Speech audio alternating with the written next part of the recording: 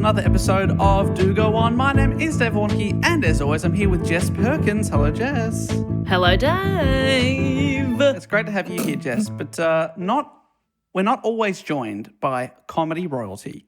No offense, Matt Stewart. Can we please welcome as a special guest to the show from Hug the Sun, it's Ben Russell.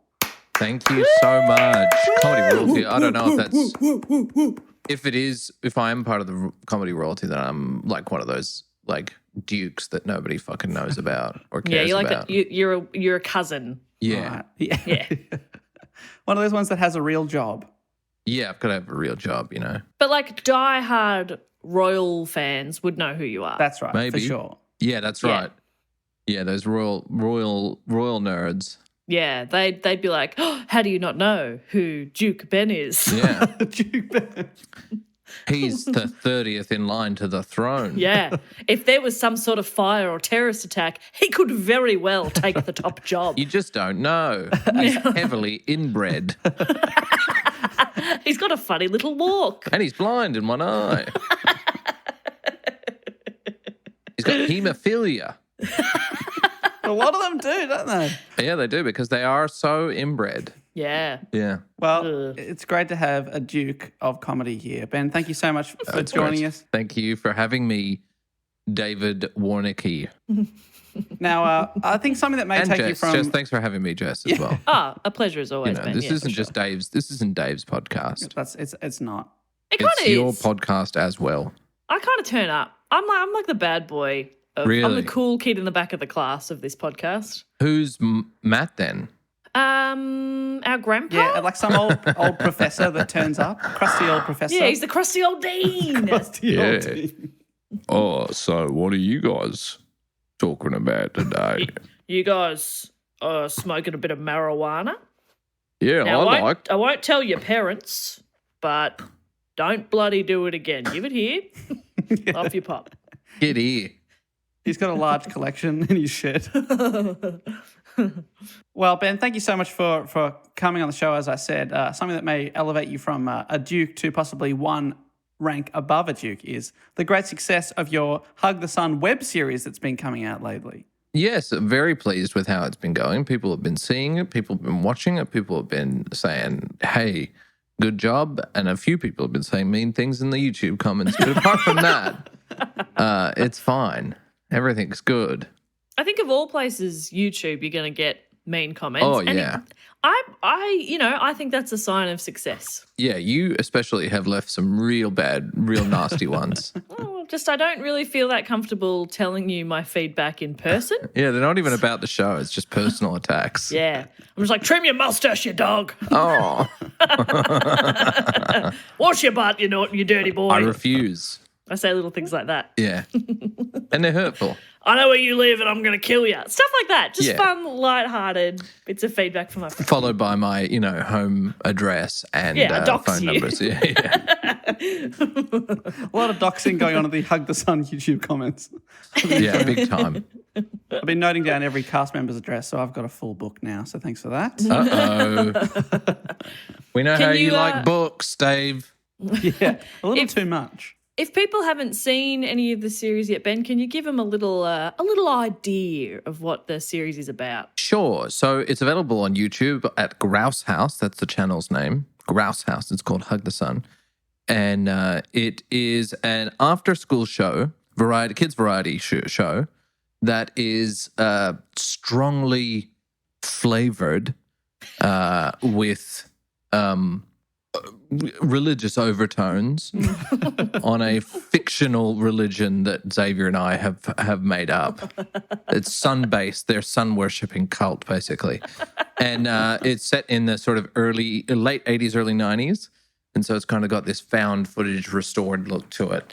And it's just a good fun. It's about 10 minutes, they're approximately 10 minutes. I think they're always a little bit under, but it's always a good time. And it's always a bit, I dare to say, strange. Oh, a bit odd. Yeah. So some strangeness. It's a bit silly, is it? Yeah, it is. There's definitely some silliness afoot, but it's also a little bit spooky too. So, Oh. yeah, it's got some spookiness. Because I am fascinated by cults. I love them. I think it's wonderful. I love the fact I'm fascinated by religion in general and cults especially, because the only thing that's different between a religion and a cult is time. Sure. Ah. Yeah. Tragedy plus time. Would you And- join a cult? Would I join a cult? Yeah. Well, I mean, I have done improv, so yeah. The answer to that is yes. Same. Yes. Same thing. You've taught improv. I've taught improv, and I studied improv at Second City as well as IO in Chicago town. So, yes, yeah. I've been a part of a cult, and it was pretty cool. It does make you sound like honestly, it is cult-like in that everything the leader says you have to say yes and to, no matter Yeah, what yes they say. and. Everything. Yeah. Yep. You're not allowed to say Just say no. yes. How dare you Yeah. say no? Yeah. No, that's Not to the very. leader. Yeah, you get ostracized and they turn your back on you. But, you know, and you give them lots of money as well for. So it's got all the hallmarks of a cult. Well, I'm glad that you are a big fan of cults. So I feel like that may somehow thread into the report that you prepared for us. I actually don't know just what it's going to be on, but for people that may be tuning in for the first time, what we do is we take it in turns to report on a topic and go away, do a bit of research, bring it back to the other members of the pod. And Ben, thank you so much for volunteering to go away and research something. You're welcome. I cannot guarantee the quality of my research. Hey, that's okay. Neither can I. I never graduated university. Hey, I did, and Look at I her go. still most weeks go, ooh. Yucky. So yeah, I wouldn't worry about that. Yeah. We're here to support you. Thank you. We're gonna yes and you all Yeah. along here. Too much. We're gonna have some fun. Uh-huh. And we're just gonna have it's like having a chat. Yeah, But you well- learn a little bit. Well, I'll keep it casual, you know what I mean? Great. Oh, yeah. Love that. So, Jess, what's your favorite cult? Ooh. I kind of feel a little bit like going to a Catholic all-girls school has a bit of a cult vibe. Well, Catholicism is very cult-like. Yeah, Catholicism is quite culty, and I can say that as a non-practicing Catholic. I'm allowed. Is that all it takes? Anything with a sort of central figurehead, as well as a lot of mysticism and magic involved. Yeah. And of course, they own a lot of money. I mean, they own a lot of property as well. And you know, Yes. they've shown themselves to not be particularly great people. They don't pay any or No not tax. No tax. Yeah. Yeah, no tax. So that's fun. Yeah. I'd like to learn more about because the main cults that we've talked about or that I've read about or watched docos on are pretty violent. You know, Yeah. people are killed, and so I don't want to say like my favorite cult is the Jonestown massacre. Of course, I don't want to say that. But I want to learn more about some just weird ones. Yeah, yeah. Well, I'm the same sort of. I like cults and I'm fascinated by them, but also they can be quite morbid because I mean a lot of cults end up with a lot of people dying or some people dying or some people getting quite victimized in horrific ways. So Xavier wanted to do one on the Aum Shinrikyo cult, which is a Japanese death cult. Nice and light. Yeah, Keep nice it and nice light. and light. And I they mean- did a big terrorist attack in Japan with wow. sarin gas. I was hoping in that it was 95. Shit. I was hoping it was just a name, but damn. Yeah, so I was like, nah, let's not do that. My favorite cult, I have to say, would be like, Heaven's Gate is a great one. But again, they killed themselves with the return of Haley Bob or Haley Comet. I see. But their website is still online and it still looks like it's straight out of the sort of late 80s. It's really good. It's worth a check. Someone's still hosting it. God bless them. Worth a browse. Yeah. And of course, there's They left behind one IT guy yeah. to carry on. And another cult that really you guys have actually done a report on this is the Branch Davidians with David Koresh and the Waco siege. An amazing story. Incredible. Also horrific, but fundamentally changed the way that the FBI dealt with cults in the United States and led to Timothy McVeigh doing the big Oklahoma City bombings. So it was kind of a massive deal. Yeah. And then there's everyone's favorite, Brian Jonestown. Yeah. What about you, Dave? Whoa. Doctor Who? Doctor Who, that's a cult classic. I don't know if you fully understand. But you said there's a charismatic leader, makes lots of money, I assumed. Yeah. Doctor Who. I feel like you've covered, like the one, I must say, I love it when we talk about a cult on here. I always find it fascinating, but I don't really dig into them too much myself. So I feel like the name brand ones, which are a few of the ones you've mentioned, are the ones that I know. The only other one I can really think of is from The Simpsons, the Movementarians, who I... Yeah. There's also a recent one which I got kind of obsessed with, which I'm not talking about, which I was almost going to, is this orgasm cult that happened in Silicon Valley. Where it was sort of pitched to sort of young millennial Silicon Valley types, and you would go into a room and they would just make you have an orgasm in front of people. They'd make you. Yeah, well, they would. So they'd be like, "Hey, it's a good stress relief to come," and so you'd go over there and they'd make you come, and you'd pay them money. But the leader ran away with a bunch of money. Who knew? What?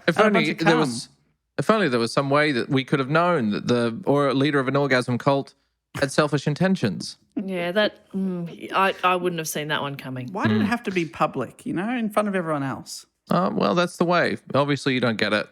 That's fine, Dave. It's not for you. Look, I'll stick to my Doctor Who DVDs, all right? The one that I really that I've been fascinated with, I remember as a boy watching a story on them on Perth News, on the nightly news, because I think that they came to Perth, or they had a Perth sort of chapter, is the Raelians. Raelians. The Raelians. And the reason I like the Raelians is because they haven't murdered anyone. Good, we like that. And they don't like to call themselves a cult. None of them do. Yeah, they don't. They're a movement. Whoa. Yes, we're not they're always cult. a movement, a collective, a community. Yeah. And these guys haven't done anything terrible. They've claimed to do a couple of things, but I mean, a lot of it is not. You don't buy into it, I have to say. Great. If there are any Raelians listening, I apologize if I get some facts wrong, but it's your religion is confusing. So maybe make it a bit clearer. I just lost 90% of our audience there, Ben. Damn. I got deep into book one of the books that the leader Rael wrote, and it is not an easy read. Okay. It is, apologies, no offense intended, absolute nonsense. I'm really glad, though, you've set up the top that nobody dies, because now I feel comfortable just like sticking the boot in and taking the piss. That's the beauty of it. That's why I was like, I don't want this. No death. No death, please. No death. Natural causes or, sure, but not directly related to the movement. Or if That's if right. the cult could Not be like cult. the cult or the movement are people that live forever. That would be good, wouldn't it? If they didn't die great. at all, ever. So, Rael, who is the leader and prophet of Raelians, of the Raelian movement, is a man. He's a French man. Rael. Yep. Now picture someone in a sort of 70s science fiction costume with the shoulder pads, like that V tunic. Yes. And they've got a bald head with hair on the sides and a little top knot, like a kind of science fiction, 80s science fiction samurai. Friar Tuck meets 80s. Got a nice 80s beard and speaks in a very heavy French accent. That is Rael, also known as Claude Vorillon.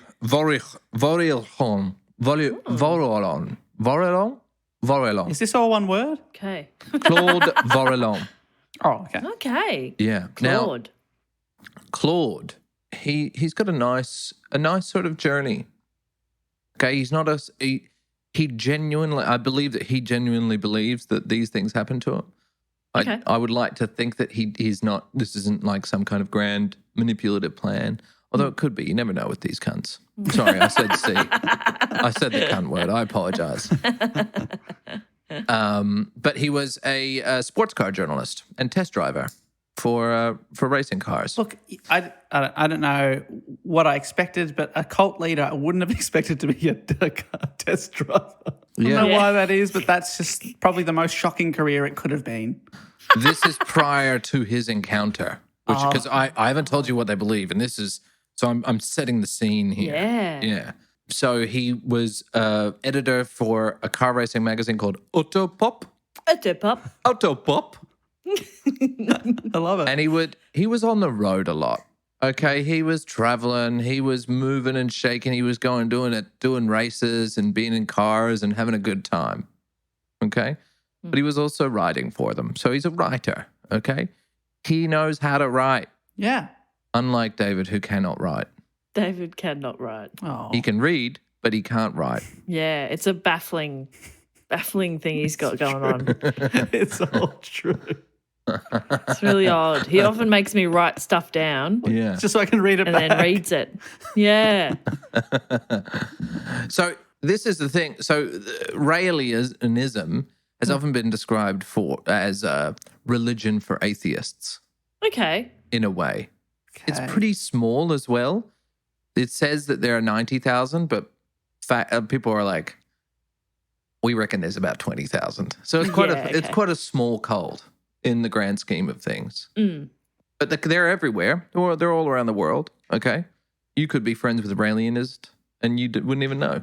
Yeah, we might have one who listens. Yeah. They might be doing sensual meditation, which is how they part of their practices. And you wouldn't even notice. Wow. Yeah. He was born in Vichy, which is a beautiful town in France. Beautiful. Vichy was so beautiful. This is a little bit off topic. It was one of Hitler's favorite places. Okay. Wow. During the occupation, he loved it. He loved it, did he? He loved it because Napoleon loved it. Okay. There you go. So it's a real hotspot. Did you have that fact locked and loaded, or when you were looking it up, did it mention on its Wikipedia that it was one of Hitler's faves? I already knew that. I wasn't even planning on saying that, but here I am saying it right now. Yeah. Have you got a list of Hitler's 5 favorite hotspots? Hitler's 5 favorite hotspots. Number 5, Vichy, France. Number 4, the Eagle's Nest.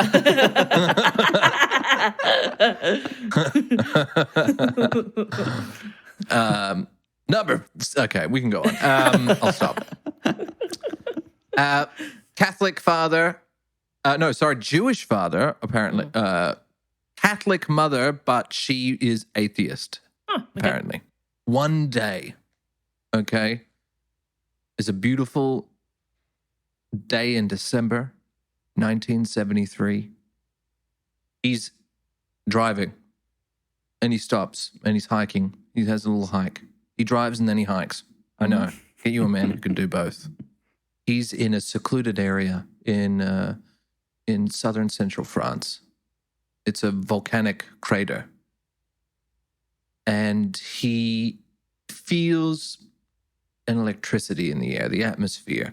It's so secluded, there's no one else around. There's thick cloud very close by.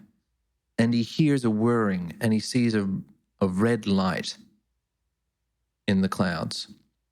And the light is just hovering and then slowly comes down.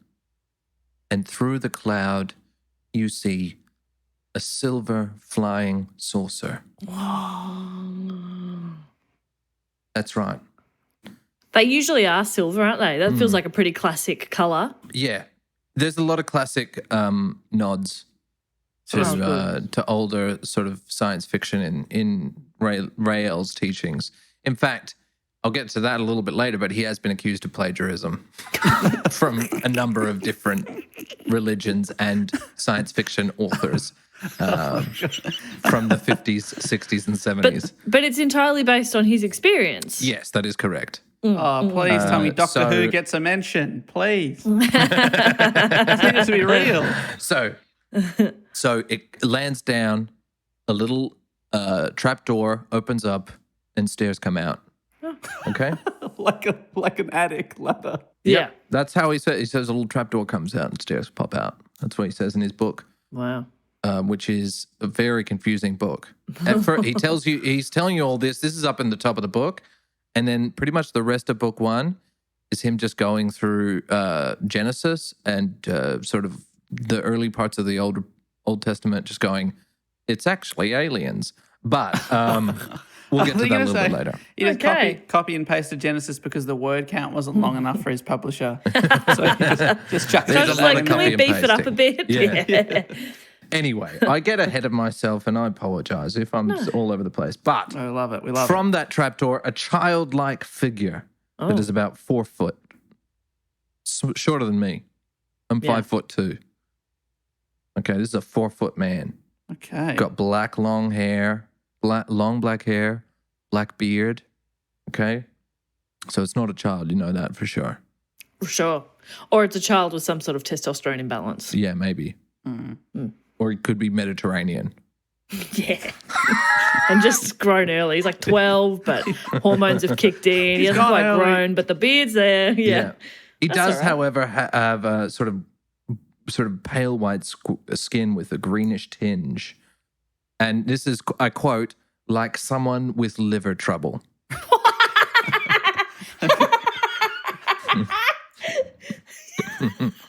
Liver trouble. Liver trouble. And he's wearing a green one piece, Okay. shiny green one piece, and he's that. got a strange halo or shimmer around him, and he's talking to him via telepathy. And he says, Claude, we made you come here. Suck shit. We made you come here.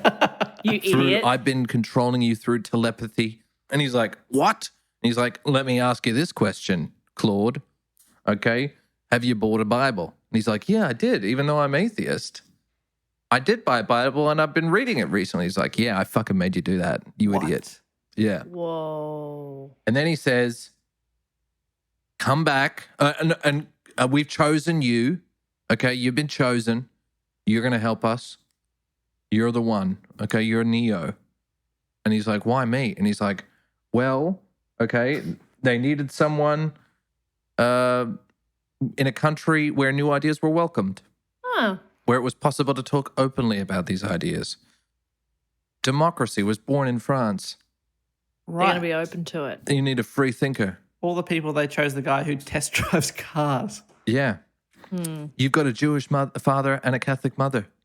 Okay, so you're open to things, all right? And you're not a scientist, nor are you a literary genius, so you won't overcomplicate things. You're a bit dumb, Claude. You're a bit stupid, so You're a bit of a dummy. You'll simplify stuff. And also, we wanted someone that was born after the atomic bomb was dropped. For some reason. Right. I don't know why. These guys throughout, he loves talking about atomic weapons, atomic things. The aliens love atomic weapons and use atomic missiles and atomic ray guns. It's real like 70s, just science fiction. The atom bomb is still magic. So it's kind of fun. It's kind of fun to hear all the. No, you don't hear people going, "Oh, it's atomic," very much no. anymore. It's cool. I like the language that he uses, even though that it's mostly nonsense. Anyway, he says, "Get out, go, come back tomorrow with your Bible and a notepad." Wow. See, not often do people have, well, not that I've heard, of the paranormal experiences I've heard about. It's been like they've blacked out and woken up somewhere a bit different and then they remember stuff later, or it happens once and then, but these guys are saying, go away. Mm-hmm. Let's meet back here, same time, same place. Bring some coffee. Maybe a little cake. Wouldn't say no to a bit of cake. Bring some snacks. Bring some snacks. We're a bit peckish. And then we'll hang out some more. That's interesting. Yeah. He comes back the next day. Yeah. Little green man with liver trouble.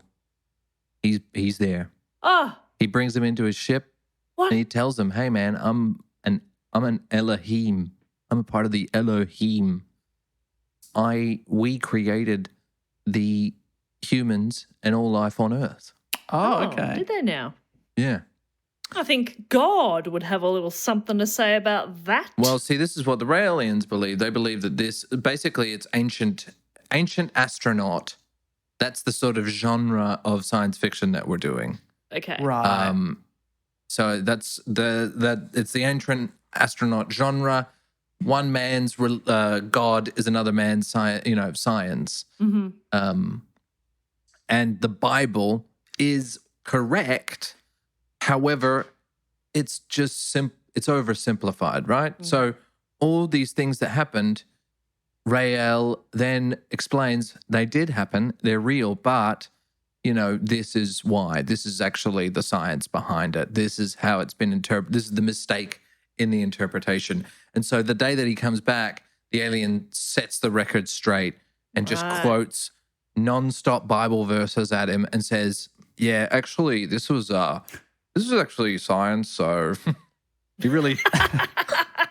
It's pretty cute how in the Bible they said Jesus did that himself, but no science. I haven't gotten into any Jesus stuff. We're mainly in Genesis. Yeah, right. Early Bible. And as Claude just got the red pen out and he's just crossing bits out, annotating, being like wrong, incorrect. Absolutely. Incredible. Yeah. So one day, a long, long time ago, Elohim scientists were studying the galaxy. They were charting and looking for other planets. Elohim are kind of quasi-immortal and very advanced in science and can communicate telepathily. Right, but they don't have medicine to treat people with liver disease. Is that a problem? No. They're very free love. So Elohim love to fuck. Mm-hmm. They're DTF all day long, 24/7. Oh, must be exhausting. Yeah. And they are coming across this Earth. They come across Earth in their flying saucer, and they say, "Hang on a tick, the light is good." This is a line. That's the direct sort of a. That's he's starting to do the first day. God created this. God created that. Are they doing the bloody open house? Like, oh, good natural light. Yes, absolutely. Oh, I love that. Okay. Good natural light, kind of quiet neighborhood, no neighbors. We could have a party here. We could make something here. So their scientists come over and they split into groups and they start having little competitions with each other, the scientists. First they make the fish, then they make the birds. Then they're like, dinosaurs and dragons, what do you think about that? And they give them a shot and they're like, nah, don't worry about it. Then the herbivores pop in. And then the carnivores pop in. So they make carnivores to sort of regulate the herbivore populations. Then this is where this shit gets crazy. Because the scientists make little test tube babies. They make humans. What? And the Elohim government back home on Elohim world is all like, dudes, what are you doing, man? Stop fucking around with the test tubes. You can't be doing that shit because we don't want these cunts to be real smart and then come and kill us, okay? You can't be doing this. You can't be doing this shit. And they're like, we're going to do it anyway. We're scientists. We're going to have a bit of fun. Classic scientists. Classic. Yeah. They always just want to have a little bit of fun and nobody will let them have fun. Yeah. The scientists later become exiled and are referred to as the creators. And there's one of them called Yahweh, but I get confused about that sort of stuff coming on. Each race of human corresponds to the scientist that created them. Oh, they're made of their own image. I see. So they like clone themselves and pop them on there. Okay, use a little bit of their own jizz. Yeah, that's right. They jizz into test tubes. They put it in the microwave. Boom. You got another human. Baby. Boom, baby. Now, it starts to get a little bit strange. This is the first time my ears go, because they go, the best team of scientists, the best were the Israel team. Oh, yeah, okay. they made the best ones, the Israelites. And their animals were the most beautiful. And their people were the most beautiful. And so they were like, but the government's like, well, you guys got to shut this the fuck down, okay? And so they kind of shut it down, but it gets confusing. It's not really well written. And somewhere along the line, we're shutting it down, but we're also making these 2 real good ones. And they're going to fuck around in the Garden of Eden in the most perfect place. This is the Israel team. The Israel team were like, we're going to make these fucking sick cunts and they're going to be the best. And they're doing all these sorts of things. And Adam and Eve, or the two man and lady, they're running around without skin, talking to animals and shit. And the serpent's like, yo, dudes, this is actually what's cooking. You are created by the Elohim. And then Adam and Eve are like, you got to fucking get us in on this. You got to get us in on this. We want in. And they try and get into the library that is filled with all the Elohim knowledge. And the government's like, see, this is exactly what we didn't want. Okay. So they forced the scientists to be like, you got to guard them with atomic weapons. And we got to put some skin on these uppity humans. They had no skin. Yeah. Don't like that bit. You got to put some skin, get in some clothes, and kick them out. You can't be immortal like us. You got to kick them out and put them in the world. And then you got to, because the serpent was so mean, you got to make that a slippery little snake that runs around on the floor all day. Okay, that's their punishment. So the snake was just trying to tell the truth. And he gets punished for it, which is a bit of a dog act. The snake was like a whistleblower. Yeah, exactly. Wow. Yeah. And then in the Bible, it's all like, oh, this evil, naughty snake. So humans are more powerful. They're more like intelligent than the Elohim, but they don't live as long. Right. And that's kind of their stopgap to make sure that they don't rise up against the Elohim. Because we die. Yeah. But the government's still not happy on Elohim. Okay? What more do they want? Because humans have started to learn shit and more shit, and they're like, we can't. They're getting better.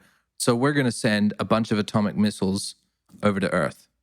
And meanwhile, the scientists, the creators, they're like, no, dude, we made all this stuff. We're going to get this guy Noah, and we're going to teach him how to make a spaceship. Okay. And he's going to put one of every animal in the spaceship, because part of the Raelist belief is physicalism, which is everything that we experience and feel is real and physical. It has a physical form and manifestation. Even one person has enough data in them to recreate more. You can get blueprints off me and make more if no one else lives. Okay. Yeah. So he put 2 of everything in there to save it. They fly up. The missiles hit. It submerges all the continents in water, which doesn't really make sense because it's an atomic bomb. Wouldn't it just like flash evaporate all the water? But it doesn't matter. Well, I suppose if it was like a giant like meteor type thing, if it made a massive splash or something. Yeah. Oh, that'd be cool. Like the splash was so big, we all got splashed. Yeah, you throw a pretty decent size like rock or brick into water, and it kind of goes like blunk and makes a big splash. That'd be sick. That's one of my favorite things to do with my entire life. That's true. You're right. I apologize. I'm so sorry. A big splash. No, so it's just kind of filled like this book is just filled with shit. Like it's pretty much all this. It's almost like it's all like this is actually what it was, and it starts to get really old really quickly. Okay. It's the same. It's not a great read. It's not. It's just not fun, really. Very dry. But you can listen to the audiobook. Ooh. It's on their website. Oh, as read by? It's called Read It? Some English dude. I'll play you some. I can play it through my channel, actually. Cool. Here, I'll give you, this is a little bit about Sodom and Gomorrah. No, here we go. Samson and Delilah. Samson. Can you hear that? The telepathist. Yes. Yeah. In Judges chapter 13, there is yet another example of mating taking place between the creators and human women. And the angel of Yahweh appeared unto the woman and said, You are barren and have no child, but you shall conceive and give birth to a son. Judges 13, verse 3. It was necessary that the fruit of this union be healthy, so that the behavior of the child could be studied. This is why he tells her, And drink not the wine nor strong drink, and eat not any unclean thing. For lo, thou shalt conceive and bear a son, And no razor shall come on his head, for the child shall be a Nazarene, consecrated unto God from the womb. Judges 13, verse 4 through 5. Later it is written, and the angel of It's just that over and over Right. again. Wow. So no- So sorry, just to clarify, Yeah. pregnant woman, no wine and don't eat dirt. Yeah. What can you do? You can't even take a razor to your own baby. I got a hairy baby. No cured meats, no soft cheese, no dirt. Are you fucking kidding me? What fucking was bullshit. left? God damn it. Later in this chapter, he goes on to say that hair is actually antenna for our inert telepathy that goes into our brain. So the hair is connected to the brain and is antenna. Right. And they picked a That makes half bald man to be the representative. Yeah, well, he's got a little top knot up top. So Yeah, probably is that's like, It's got a little antenna. His big this is a antenna little at the back. antenna. Yeah, so don't be shaven, please. Another one which was fun is that the Tower of Babel was actually a rocket ship. Okay. And the Sure. the government back on Elohim was like, see, they're doing it again. We're going to make them talk different languages now. And that's how everyone talks different languages. That makes sense. It makes a lot of sense, guys. The more you think about it, the more it makes more and more sense. Jonah and the whale. The whale was actually a submarine. Oh, Idiots. okay. It's an easy mistake. You fucking to be idiots. Fair. I often see a submarine and I go, there's a cute little whale over there, and vice versa. The amount of submarines I've tried to pat, honestly. So, long story short, they are of the belief that we are descendants from ancient aliens, from an ancient team of astronauts that cloned themselves and made us. So we are clones from aliens. Feels very Scientology, Yeah. but is somehow different. Different outfits? Different outfits. No, Yeah. there's no famous people that are Raelians. I looked. Oh. There are no famous Raelians, or at least they keep quiet on it. Yeah, they're closeted Raelians. So, all this, you still have no idea what the fuck they believe. Yeah, I guess so. Yeah. Yeah. What is their outlook? Let me tell you, it's very difficult to find that out. They just believe this shit, and then the rest is so sort of buried in nonsense that it's hard to figure it out. Okay. They believe in free love, and they believe in free the nipple. They want women to get their tits out. They're big activists in that. So it's it feels very French. Yeah, okay. It's like French Scientology, basically. Wow. A little bit sexy. You know what I mean? Okay, yeah. Raelians believe that humanity would be able to create life on other planets only if it's peaceful enough to stop war. This is quoted from a Wikipedia page. So I apologize. Humanity could travel the distance between, if done, humanity can travel the distance between stars and create life on other planets. Progress in terraformation, molecular biology, and cloning would enable these teams to create continents and lives from scratch. Progress in social engineering would ensure that this creation would have better chance of both surviving, yada, yada, yada, bullshit. And that's kind of what they believe. Right, but we've got to have peace here before we can go to other places. Is that sort of what they're trying to get at with the... Yeah, we got to have peace. They're they're peace-based.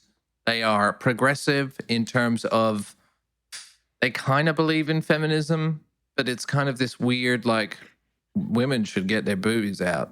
We're feminists. Is that where it is? Women should be able to get their boobies out and fuck whoever they want. If it's me, I'm happy with that. They practice, they're bisexual. So they're pretty chill, They're pretty fucking chill.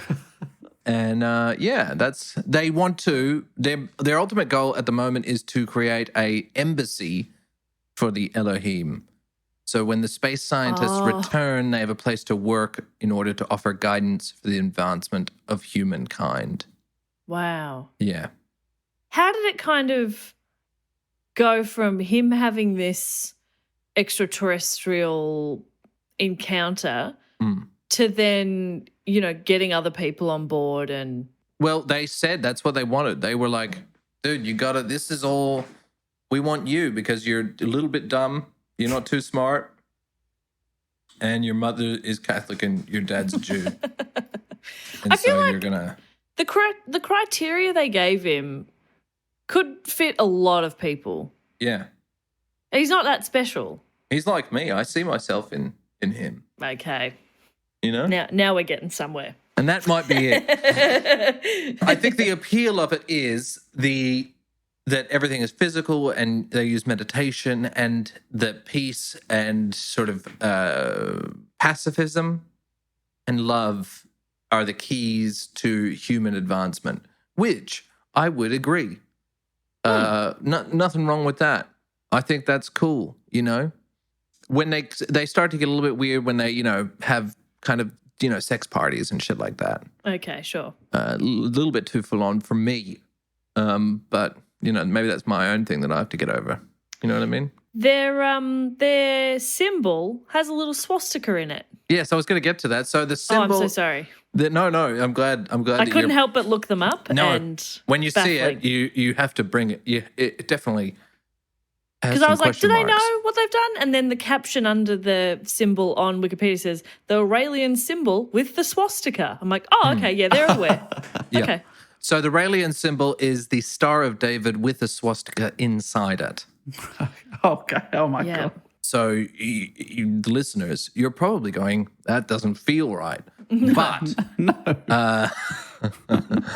he says that the swastika was stolen by Hitler and they're trying to reclaim it because the swastika is a symbol of peace. It's used in a lot of different religions as a symbol of peace, and that's why they use it, because they're trying to reclaim the swastika back from the Nazis. Right. Yeah. As like a branding exercise, like I feel like if they got like professional like PR people to look at that, if you want to get more people on board with your movement / cult, I feel like as soon as you see the swastika, it does put up a little barrier for me. I gotta say. Yeah. Yes. Absolutely. Yes. Me too, because listen, this is going to be very brave of me, but I don't like Nazis. Wow. Thank you for being brave on this podcast. I think that they should all just go into the sun. Yeah. You know? Get in the sun. Get in the sun, Nazis. Yeah. That's putting it very nicely. Yeah, a little nicer than they deserve. Yeah. Well, if I say I think we should kill every single Nazi on Earth, it feels a little bit too much, but that is what I believe. See, it feels weird.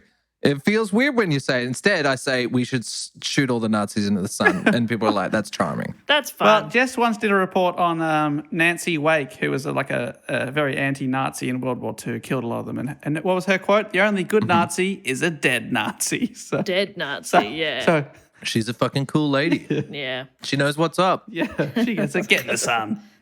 Get in the sun. So they are big advocates of sex-positive feminism and GMOs. Okay. They are allied with Monsanto, which is strange because you think of Monsanto and you think, well, they're evil. They fuck over farmers and, aren't great, are bad people. But GMOs, anything GMO, they absolutely love because it's genetically modified. They love genetically modified. Okay. In 2003, they claimed that they had successfully cloned a child or cloned a baby, but I cannot find any evidence that this is, in fact, true. But, Ben, they said it. In fact, it has been discounted as incorrect. But they say said a lot it. of, yeah, I know. They say a lot of shit, a lot of stuff to just like manufacture some controversies over time. And that's just get people talking about them. Fun. It's really funny. And here we are. They're kind of like, yeah, we cloned a baby. And they're like, no, you didn't. No, honestly, we did. We cloned a baby. It was very beautiful. We cloned the babies. We did it. Talk about that. No, we don't want to talk about it. How come you do not want to talk about that? We cloned a baby. Through there, they've got a cloning company called Clonaid, which has not done anything so far as I can understand. They're Clonaid. raising money for poor clones. Yeah, Clonaid. Every time I clap my fingers, A child clone is not dies. cloned. Stop fucking clapping then. Apologies to a handful of comedians who all say that is their bit. What else? What else is there that's fun?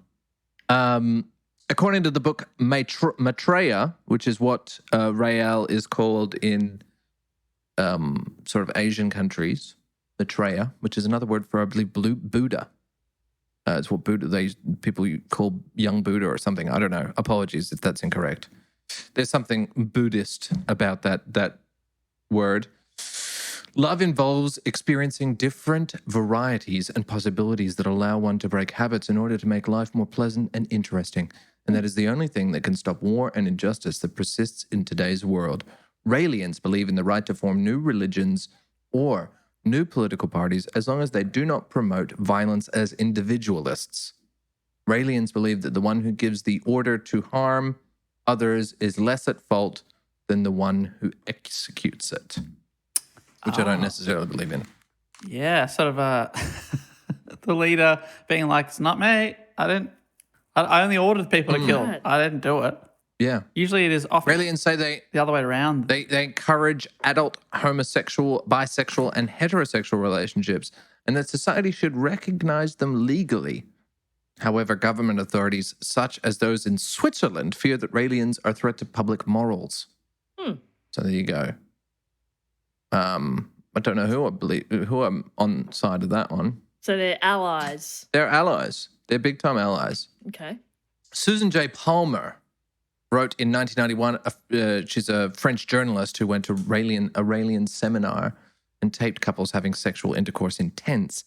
These tapes gained widespread publicity with news stories describing these practices as perverted and a form of brainwashing. So hang on. She went and taped people just having sex. In And tents. they're Yeah, the she said, check out perverts. these perverts. Check them out. I Yeah. filmed them for 6 hours. Look at what they're doing. Look Yeah. at what they're doing. Exactly. So they like That's to, weird. they fuck a lot. Great. What's another one? I'm just sort of going through all the little things that they've done and said. Since 1991, Rael's teaching on sexual intercourse have caused controversy among other religious groups. The next year, Catholic schools in Montreal, Canada, objected to a proposed condom vending machine as a contrary to their mission. In response, Raelian guides gave the Catholic students 10,000 condoms. The commissioner of Catholic schools of Montreal said they could do nothing to stop them. Around this time, Raelians dubbed the event Operation Condom. Is that what they were yelling as they were handing them out? Operation Condom. Condom d'operation. And were they... So I'm on the Raelian side on that one. Yeah. Get Connies on. Whack them on. Get them in. Teach kids about condoms. Yeah, it's crazy that it's not. I think it's cool. Now, one of the main things, stop me if you've already done this. Yeah. A major practice of Raelianism is sensual meditation, something that Rael outlined in his 1980 book, La Méditation Sensuelle, Oh. which I believe is French for sensual meditation. Can we get a fact check on that? Yeah, I'm not 100%. I don't think you should make claims that you cannot back up. Raelians are encouraged to take part in this guided meditation or visualization on a daily basis with the intent of transmitting love and telepathic links through their hair to the Elohim and achieving harmony with infinity. In this, practitioners are often assisted in this meditation through listening to an instruction tape. Sensual meditation sessions also take place communally at the group's monthly meetings, during which the assembled adherents sit or lie on the floor in a dimly lit room. They are then guided through it by a Raelian guide speaking through a microphone. The meditation may be accompanied by New Age music. Okay. Yeah, that's what I'm talking about, New Age That music. could be a bit of fun. It's Bit a of bit of fun. meditation.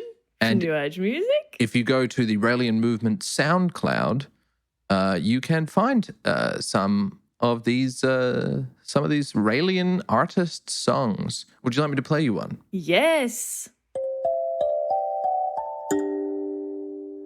Come meditate with me.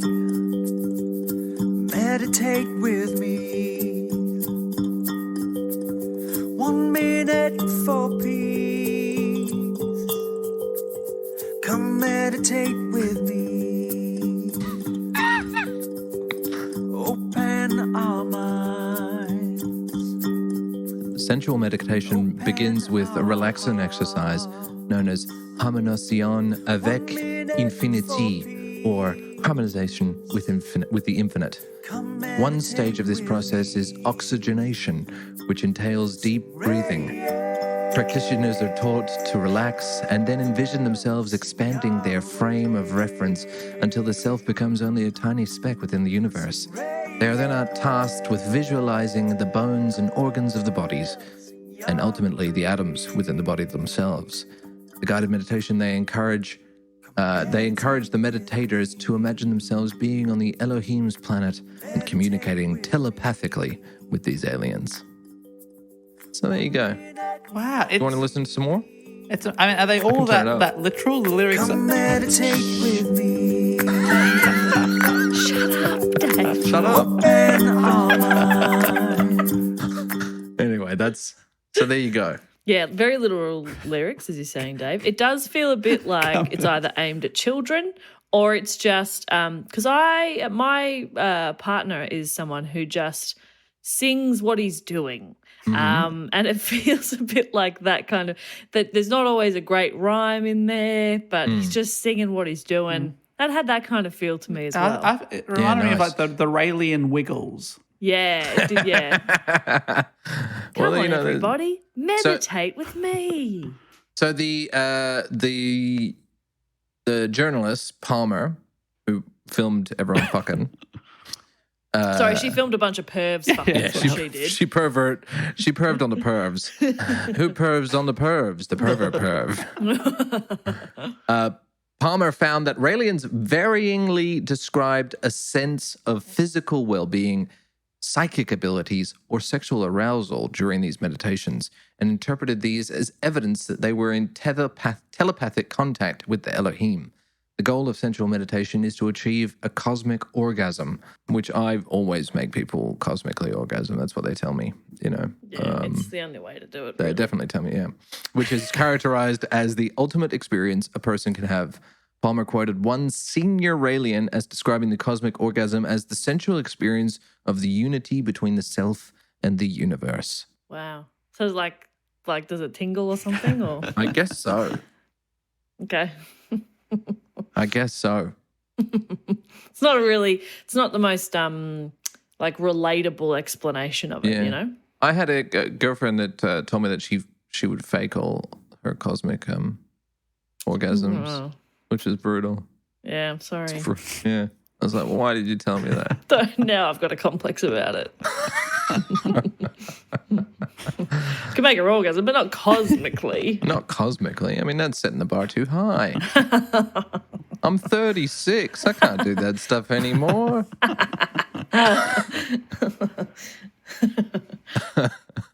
So that gives you, that's kind of what they do. They have they always have a little bit of a summit called, I believe, the happiness, something about happiness, happiness time. They always have a summit. They had a big one in Las Vegas, one in Buffalo, New York. So they get together and they have some stuff. Sounds fun. Yeah, all of them come around from around the world and have a big Raelian fuck fest. Love Yeah. that. They love sex. I don't know how much. Did you guys realize this? I think you touched on it a bit. Yeah. So they do seem to like it, don't they? They love it. They absolutely love it. Whereas Dave, still waiting to find the right That's right. person. Still waiting to find the right cult member. Take me in. Yeah. These people Yeah. have sex with everyone but me, it seems. So Yeah. still looking. Oh, that's all right. That's all right, buddy. Yeah, it's okay. Even the Raelians are like, Yeah, maybe try No. something else. Maybe, yeah. yeah, The Bible's right for you. yeah, Brutal. yeah. You stay. Don't worry about Rael. Don't worry about it. Great. Thanks for your okay. audition. We'll be in touch. And they never Yeah. called. They Yeah. never call. So just like improv, there are structures, and it's a tiered system of Raelianism. So you got like level 0 and then further and further. How do you progress? Let me Just number of orgasms? Let me read some more from Catherine Palmer. The structure is divided along a 6-tiered system. Rael is, of course, at the top of the Raelian church. Of course. He's a prophet. You can't go any higher. Can we take him down? He's the son of Yahweh, Okay. and brother of Jesus. Oh, okay. That's difficult. So no, Dave, I don't think I anybody mean, could take that top spot. Don't you just hate nepotism? God damn it. Yeah, it's Yeah. absolute bullshit. And he's referred to as the guide of guides. Senior members of the structure re-elect him to that position each 7 years. Oh, wow. It's a 7-year term. 7-year Pretty itch. Are we over him? Nah. Below Rael are the bishop guides, then the priest guides, then the animators, then the assistant animators, and finally the probationers. Those characterized as guides are expected to be examples for the rest of the movement, for instance, by strictly adhering to the avoidance of alcohol, caffeine, and recreational drugs. You lost me Nerds. at caffeine. Yeah. Race, gender, and sexual orientation are no barrier for rising through the ranks of the group's leadership structure. However, Palmer noted that by the mid-1990s, there were few women in leadership positions within the organization. Yeah, I'd still be guessing it'd be a bunch of white dudes, but that is just because they were the best people for the job. It feels like it feels like the whole internet, you know, where they're like, come check out, we got all the babes here. And then it's just a bunch of dudes going, we're all the babes just talking to bots. Are you one of the babes? Are you one of the babes? Yes, I am one of the babes. You make me so horny. 3 Raelian bishops sit on the Council of the Wise, which monitors heresy and arranges punishment for transgressors. When they seek to punish an individual, it is usually for a 7-year excommunication. It lasts 7 years because Raelians believe that it takes this long for every cell in the human body to be replaced. In more severe cases, the council can see a demarking, by which they cancel the transmission on the cellular code, believing that this revokes the individual's hope for immortality through cloning. Oh, no, you get cancelled. Yeah, because you can't transmit to the Elohim world anymore. So that way, if you can't transmit in the Elohim world, then your data can't be saved on the Elohim computers. So they can't go, hey, we're going to clone this dude again, pop him out, put him in a body, done. Okay. Yeah. But that's only if you fuck up real bad. Yeah, you must fuck up real bad. Like, I don't know what you do, though. What do you do to fuck up? Not have sex? Yeah, I was going to say, you reject too many people. Miss for an sex. orgasm a day or something. Be a selfish lover. Yes. Get out. Get we out don't of have here. time for that. You think we're just fucking for fun? We're fucking for the good of all humans. Fucking immortality, yeah. Yeah. Members pay annual membership fees to the Raelian Okay. movement. Full members of the movement are encouraged to tithe 10% of their income to the organization, although this is not enforced. This tithe is then divided up, with 3% going to the national branch, 7% to the international movement's central administration, and then an additional 1% to Rael himself. 10% of their salary. Right. Yeah. And then Dave, you'd be giving like $20 a Yeah. year. That's and then crazy. Rael would be getting like a bit of that himself. So I don't know why they wouldn't. That's Why wouldn't nuts. they sign me up? In her research, however, Palmer found many practitioners admitted to not paying the tithe. Rael hates those people. I was like, I should have enforced it, but I've really set the tone of being know. cool, but I'm not I made cool. this optional. If 90,000 people are giving him 10% of their wage, imagine, or even 1% of their wage, imagine. Yeah. He'd be doing all right. According to Michel Boulet, the former director of a Raelian-built museum called UFO Land, the only pressure exerted on members is to attend annual Raelian seminars, which allow members convinced of Rael's enthusiasm to voluntarily tithe. Palmer cited Rael, who said that more than 60% of the Raelian movement members do not tithe. Dawson College student conducted a survey of the membership in Canada in 1991, which found that only 1/3 of respondents tithed. So people are just in it for the sensuality.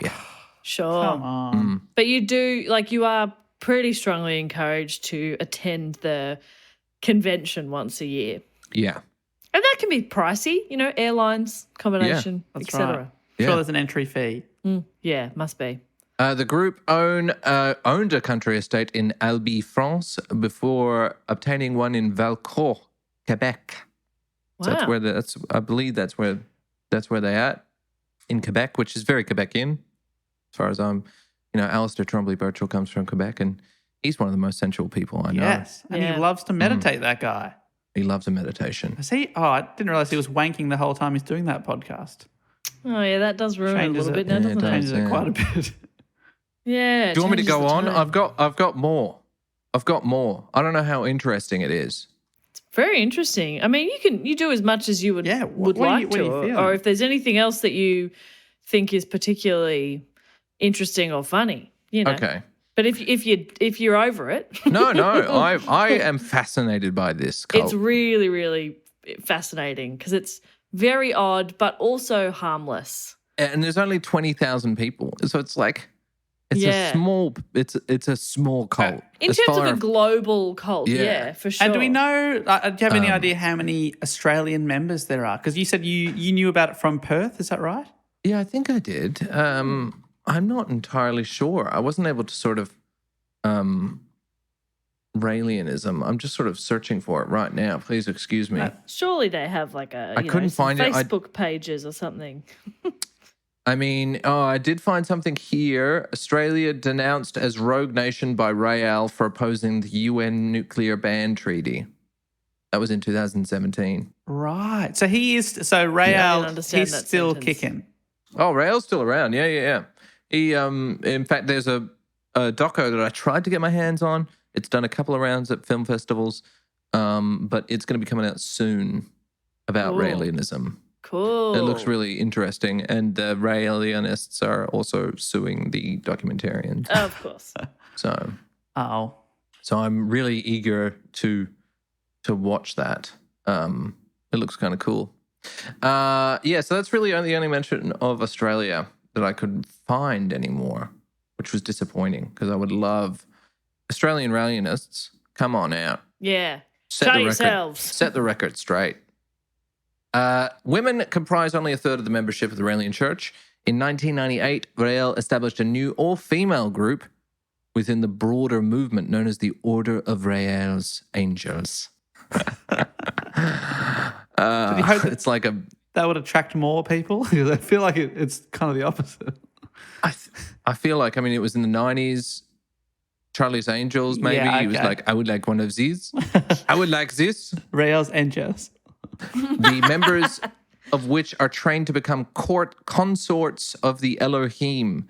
He stated that these women would be the only humans permitted contact with the Elohim after the latter arrived on Earth, and that they will be the only people allowed to enter Elohim's embassy.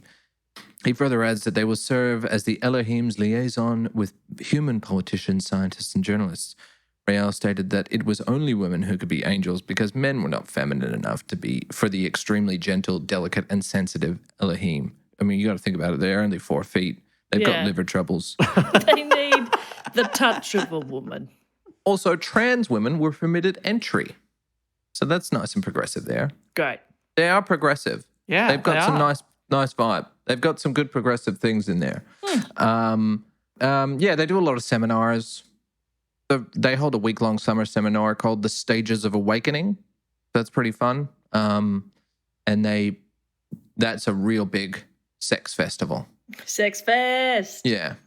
These seminars are used by Raelians as an opportunity to form friendships or sexual relationships. And they wear white togas. That's fun. Toga parties. It's a fucking toga party, Yeah. which I love. Yeah, love a toga party. I love a toga party. It's an Yes, easy please. costume, It's Grab a so sheet. easy. You can get Done. it off real easy. Yeah. Be Yeah. comfy. They encourage gender fluidity and expression of gender. What else they got? That's kind of you get a good picture from them about that. And Yeah. no one's killing anyone. No Yeah. one's killing anyone. I like that a lot. In it was 2002 that they'd claimed the first human baby. So that baby's 19 now. We cloned the baby. Nowadays, they do sort of pro-GMO activism, anti-war activism, and anti-Catholic activism. Okay. Right.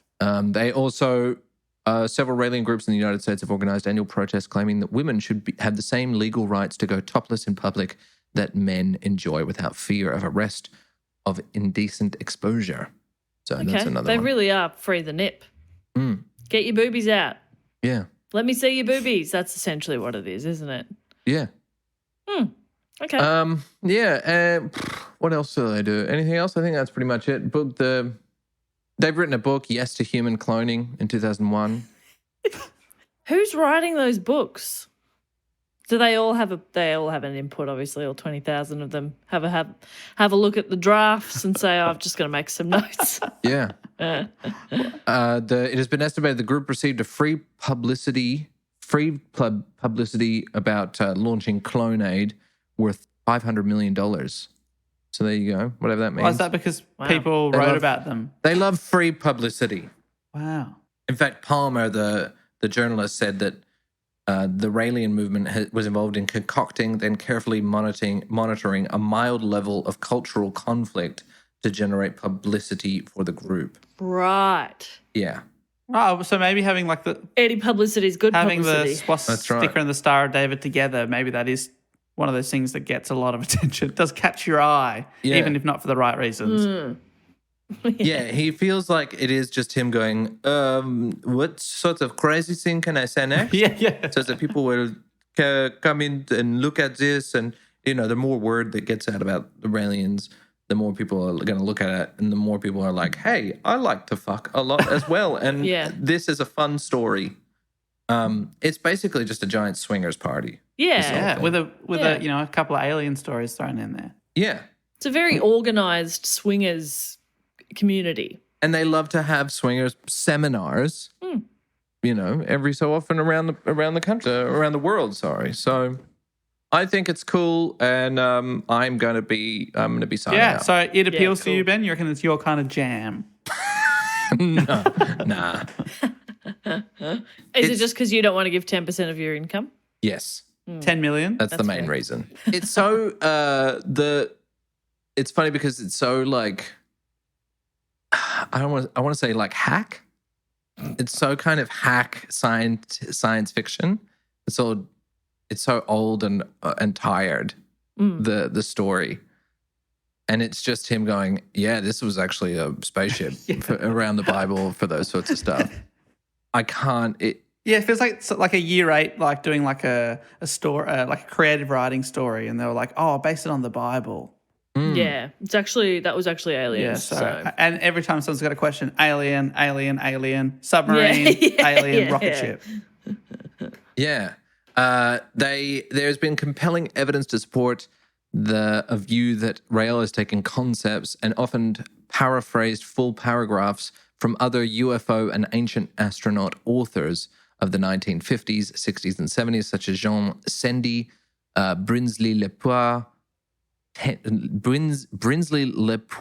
Tench, and Robert Charroux.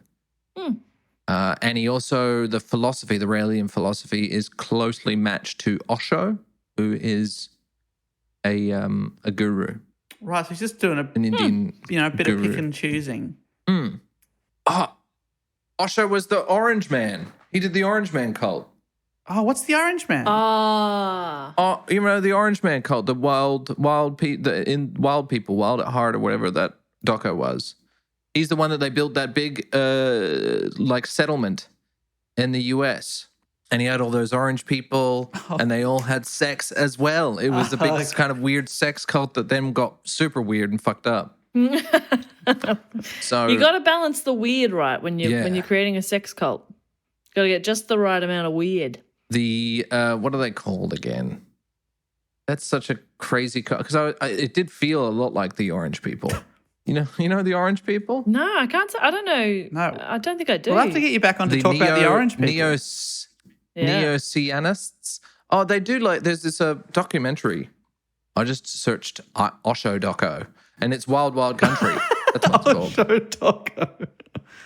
Osho Doco. Osho Doco. The Wild Wild Country is on Netflix. Such a great documentary series. If you are fascinated by cults, check this out because it starts it doesn't start normal, but it starts sort of harmless enough, and then slowly just goes into madness. It's a great story, and it does definitely smack of Raëlianism and the Raelianist movement, except they never built a big city out in the middle of fucking nowhere in the US. But I know some people who were Sayanists or whatever they call. I know some people who their parents were orange people. Really? Yeah, it was big. They had a movement in Australia. Huh. It's very interesting. And the way that people do get kind of caught up or end up joining cults and stuff is always very interesting too. Yeah. And just what it does to people as well, like the sort of offspring of those cultists. Like, what's his face? WikiLeaks man.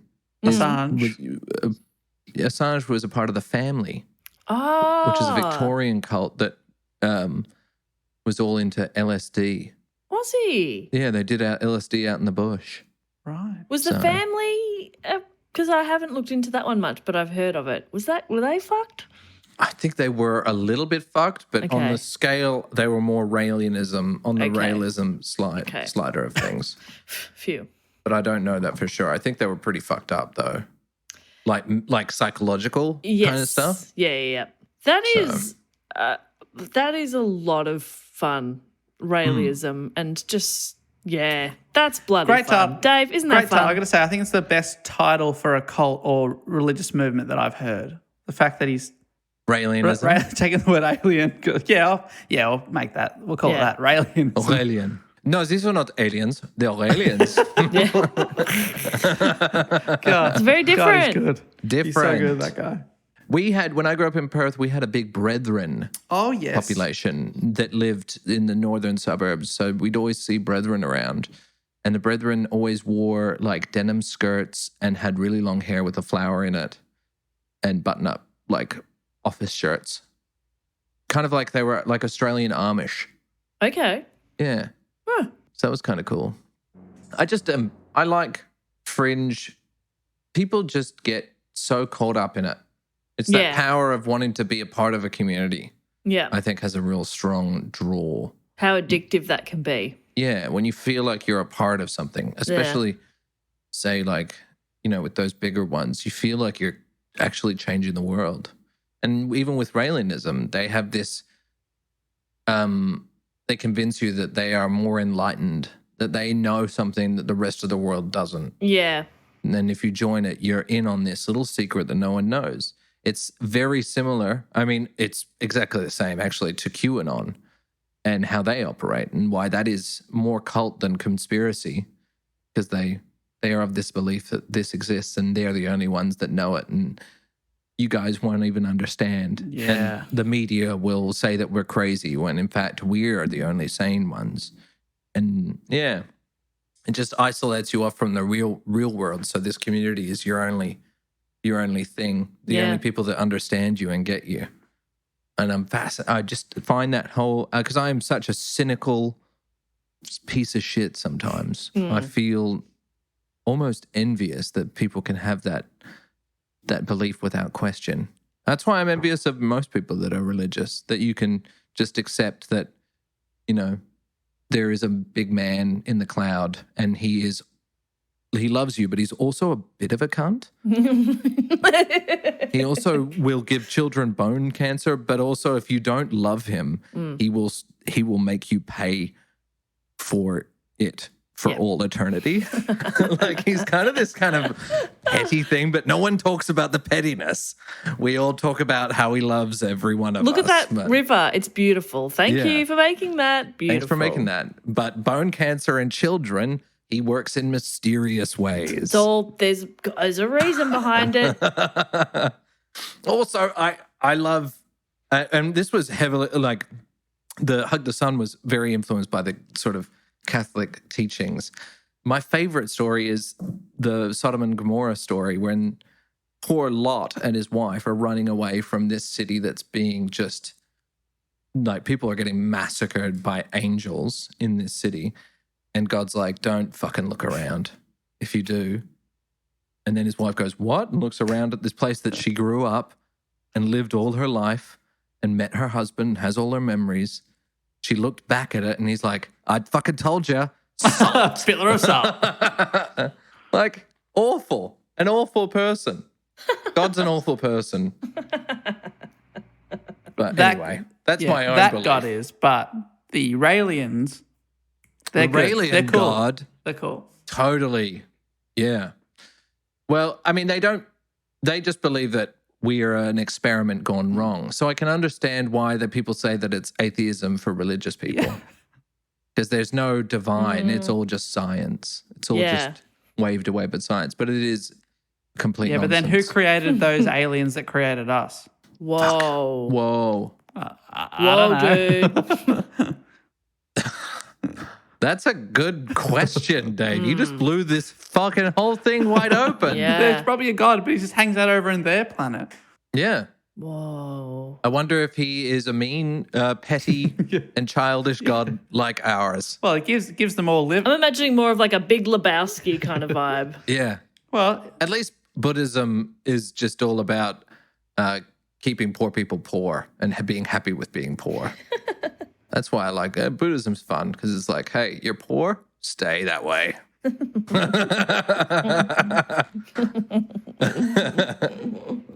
Anyway, I could talk about this sort of shit forever. is there many other things that you based Hug the Sun on? You said there's a bit of Catholicism in there. Is there other teachings and things? It's a lot of Catholicism.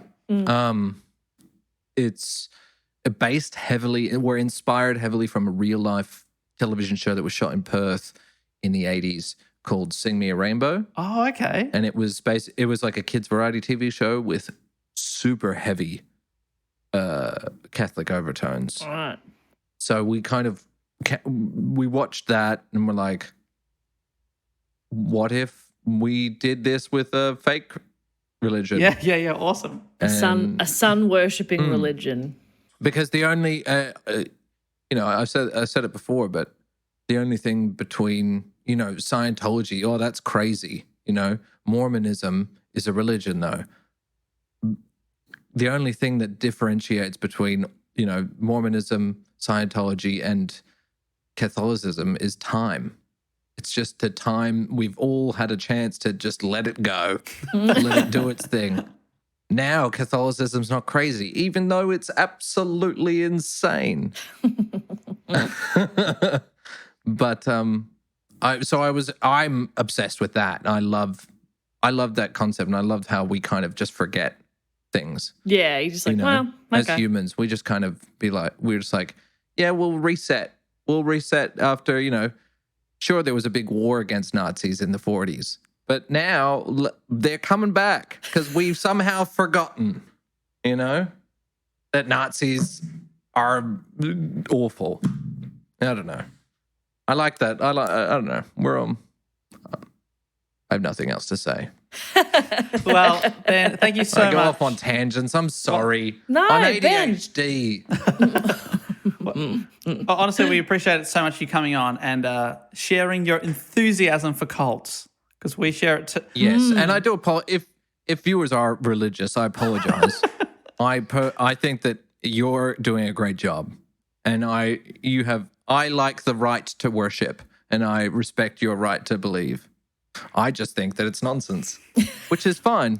It's fine. That's okay. You can think that me thinking that it's nonsense is nonsense, and I respect your belief. There you go. Covered your ass. Yep. So, Ben, again, thank you so much for telling us about Raelians. And if people want to experience your cult and hug the sun with you, one more time, where's the best place for people to check that out? The YouTubans.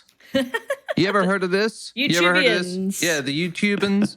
Go to www.youtube.com and then type into that search bar. Search bar. Sorry. Grouse House, Grouse, and then house, exactly how it sounds, which is not with a W. It's with a U, and then an S, and then an E. So you've tricked me into spelling it. You're very clever, listener. Well done. Awesome. Grouse House, and there's all the episodes released so far on that YouTube's channel. It's really, really funny, and I'm sure a lot of our listeners will recognise a lot of people from Melbourne and Australian comedy also joining you and Xavier on the show.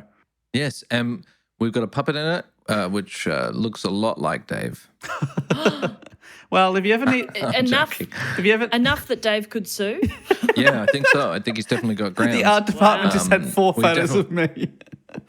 Yeah, we just gave him 4 photos of you, and you've definitely got grounds to sue us for IP. Well, Wow. I was going to actually offer, if you get a second season, if you want to bring that puppet to life, I will come on down. Okay. There we Dave go. is Now we're talking. always hustling for gigs. That's right. Huh? Always. Hey, Hey, you got yourself a deal. You drive a hard bargain. thank you so much. I won't sue you if you cast me. Deal. Give me a job and I'm happy. Ben, I'll sue you if you do cast me. I'm going to cast you. Thank you. But thank you for coming on. We love you. Thank you so much for having me. I love the pod and I love you guys. And I always, I hear so much about how beautiful and amazing your listeners are. They are. They're the greatest They're listeners beautiful. They're so Yeah, they beautiful. are. of all. I've also got a podcast myself. yes, Can we I should just give that a quick Think plug about your as other well? stuff. Of course, you've got The Grub. We've got The Grub, and that's it. That's all that you need to worry about, that one. It's just a sketch comedy show that is done weekly. We've got a Patreon. We release monthly or bi-monthly for free episodes. But there's so much on there. Check it out, and it's all for free already. So it's got Greg Larson and Ann Edmonds. And it's Very, very real, funny people. real stupid. It's so funny. If you want smart comedy, go somewhere else. Because it is the stupidest comedy that you will ever listen to. I promise you that. That's my guarantee. But it's a bit of fun. Yeah, it is a bit of fun. So go check them out. Well, and then there were 2. It's just Jess and I here to steer you through the everybody's favourite section of the show, which I believe has a jingle that goes a little bit like this. Fact, quote, or question. Oh, sorry. Just ding. No. Nah. Ding. There it is. Better. Got it. Now, this, of course, is our Patreon section of the show where we like to shout out to, pay homage, if you will, to some of our fantastic Patreon supporters. And if you'd like to join them, you can go to patreon.com/dogoonpod. And in exchange for yourself supporting the show, help keeping us going after all these years, in exchange for that, we will give you a lot of bonus rewards. And there's different tiers, but you can get, amongst other things, 3 bonus episodes a month that no one else hears, plus access to the back catalogue of bonus episodes, which is now about 110 plus. So many. So many. Lots of mini reports, lots of quizzes, few episodes of Phrasing the Bar, our Dungeons and Dragons spin-off show, all sorts of things in there, as well as tickets to shows before anyone else hears about them. You get to be in a Facebook group, which is a lovely community. Honestly, the only reason I'm still on Facebook. And you also get shout outs and stuff. But the fact, quote, or question, this is for people on the Sydney Scheinberg Deluxe Memorial Rest in Peace edition, one of our top tiers. And these people get to give themselves a title as well as send us a fact, a quote, or a question that we go through on the show. And I'm going to go through 4 of those with Jess now. I haven't read these. Jess hasn't read these. So let's just see how it goes. Here we go. All right. Our first fact, quote, or questioner this week is Austin Horst. Thank you so much, Austin Horst, who's given themselves the nickname Something Witty and Creative that definitely references a previous episode. I'm laughing knowingly, which I think is the type of laugh I would give it if it was a witty reference to a past episode. Oh, very good, very good, very good. I get it. Which is funny because I probably wouldn't because I don't honestly, remember it would anything. be us going, what? And then going, okay, I think I get it because we are very forgetful people. But Austin Horst, I'd be saying I assume that's something we've said, love it. but I don't know. Yeah. Yeah. But Austin's given us a question this week, Jess. Great. The question is this. Hi, guys. Hope you're well. Thank you so much. Thank you. We're okay. Last time I asked each of you what your favourite ever live show was either music, comedy, etc. Live entertainment was one of the things that I missed most in the year that was 2020. Matt graciously answered my question saying that his favourite was probably seeing Cold Chisel. In brackets, can't thank you enough, Matt, by the way, for introducing them to me via Listen Now, of course, Matt's other podcast. Unfortunately, Dave and Jess weren't with him that day, and he suggested I ask again to give them a chance to answer. Oh, my God. This is perfect because Matt's not here. This is good. And it's just us. So you'll get all three answers. And I will start off just by saying Austin's done what we love here and answered his own question. As I said last time, my favourite show I've been to definitely has to be the Foo Fighters with ZZ Top coming in at a close second. Keep up the great work. It is a bit tough. I'll talk about a few actually. Okay. I often say the best gig I've ever seen was maybe surprisingly Coldplay. I feel like Coldplay have become one of those bands where people sort of like to mock them a little bit. They're kind of they get mocked so much. They're not very cool to like. What's your favourite song? Mine's a Scientist. Well, who could forget that I've also seen Coldplay live and they have put on a fantastic show. They spend millions of dollars on their live show. Yeah. There's like confetti, there's giant balls, there's like bubbles, there's an amazing light show. They play on multiple stages, and the time I saw them, Shane Warne came out and played harmonica, and of course, no other band gets that. No, you don't get Shane Warne.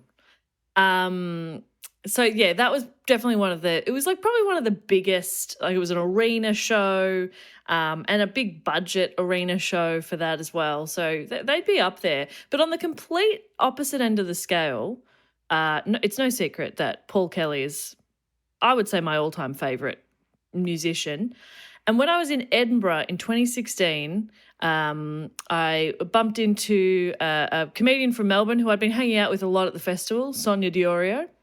And I was like, what are you up to? What are you watching tonight? And she was like, I'm going to go see this show. And then I've got a ticket to Paul Kelly later. And I was like, sorry, what? Paul Kelly? Yeah. And I thought like that must have been a comedian who shares the name or you know. Yeah, like probably an English person, yeah. Yeah. And she was like, no, like Paul Kelly's here. He's doing a gig in the Spiegel tent. So I got a ticket. It was £15. That's so cheap. It was so cheap. And then I saw Paul Kelly, and it was just him on stage for like 90% of it. He brought out his nephew Dan to do a couple of songs with him. But it was just Paul Kelly in the Spiegel tent in Edinburgh. And I was like, what is happening? This is the best. And he didn't expect it. That's amazing. Yeah, I didn't know he was in the country. If I knew, I would have 100% already had tickets. But I managed to get one and see him, and it was absolutely awesome. And then saw him a few years later in Brisbane with like full band, and it was absolutely epic as well. That was one of the best nights of my life, seeing him in Brisbane. So I'd say Coldplay and Paul Kelly, but I've been very lucky to see some pretty great stuff. What about you, Dave? Love that. Well, for me, it's also like a memory-based one because it meant so much to me at the time. So when I was only 15 years old, my favourite band, and still one of my favourite all-time bands, Death Cab for Cutie, came out, but they only played an 18-plus show. And what I did was I got my sister's friend's ID, and he had the same haircut as I did, a bit of an emo fringe type thing going on. And despite being 15, and I looked very young at 15. You still do, yeah. So at 15, you probably looked about 8. Seriously, it's like and I went and I went with two of my sister's friends that I hadn't met before, but she said, "Oh, they're going. You can go with them." We caught the train in. We lined up at the Forum Theatre, and I knew that if I got knocked back, they were just going to go in, and then I was just going to have to like go home on my own or whatever. And I was like freaking out, felt so sick, and the guy just looks at my ID and goes, "Yep, sure, go in," and I'm just like, "Yeah!" Yes! It was so great. And, they were really awesome. And the Forum is my favourite Melbourne venue, so favourite band at my favourite venue, playing when I'm 15 and not supposed to be there. That's my favourite one, yeah. And I still have, I wear it as pyjamas now around the house, but I still have, and I'm showing Jess over Zoom, the jumper that I bought at that gig 15 years ago. And it just happened to be right next to you.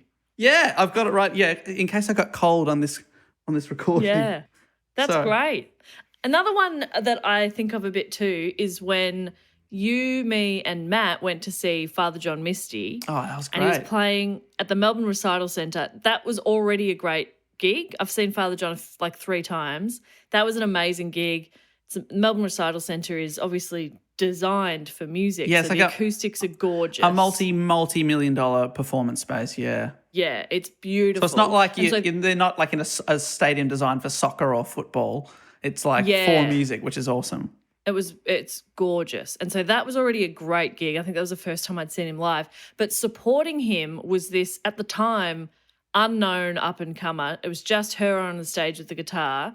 And I remember like making a note of her name because her voice was so beautiful. And I got home and I'm Googling Angie McMahon. I'm trying to find the song that she was singing that really caught my attention. And it wasn't released. It wasn't anywhere yet. And then, you know, a few months later, it's popping up on Triple J, and she's gone on to have this huge career. She's doing really great things. She's toured all over the world. But I just happened to see her and connect with her voice and with one song, and now she's also one of my all-time favourites. So that was pretty cool too. That is really cool. What a great question. Great question. Thank you so much, Austin. We love that. I also saw, just as a side note, I also saw the Foo Fighters once a long time ago. But probably my favourite part of the gig was the opening act was Tenacious D, Jack Black and Kyle Gass. And I love them. So that was awesome.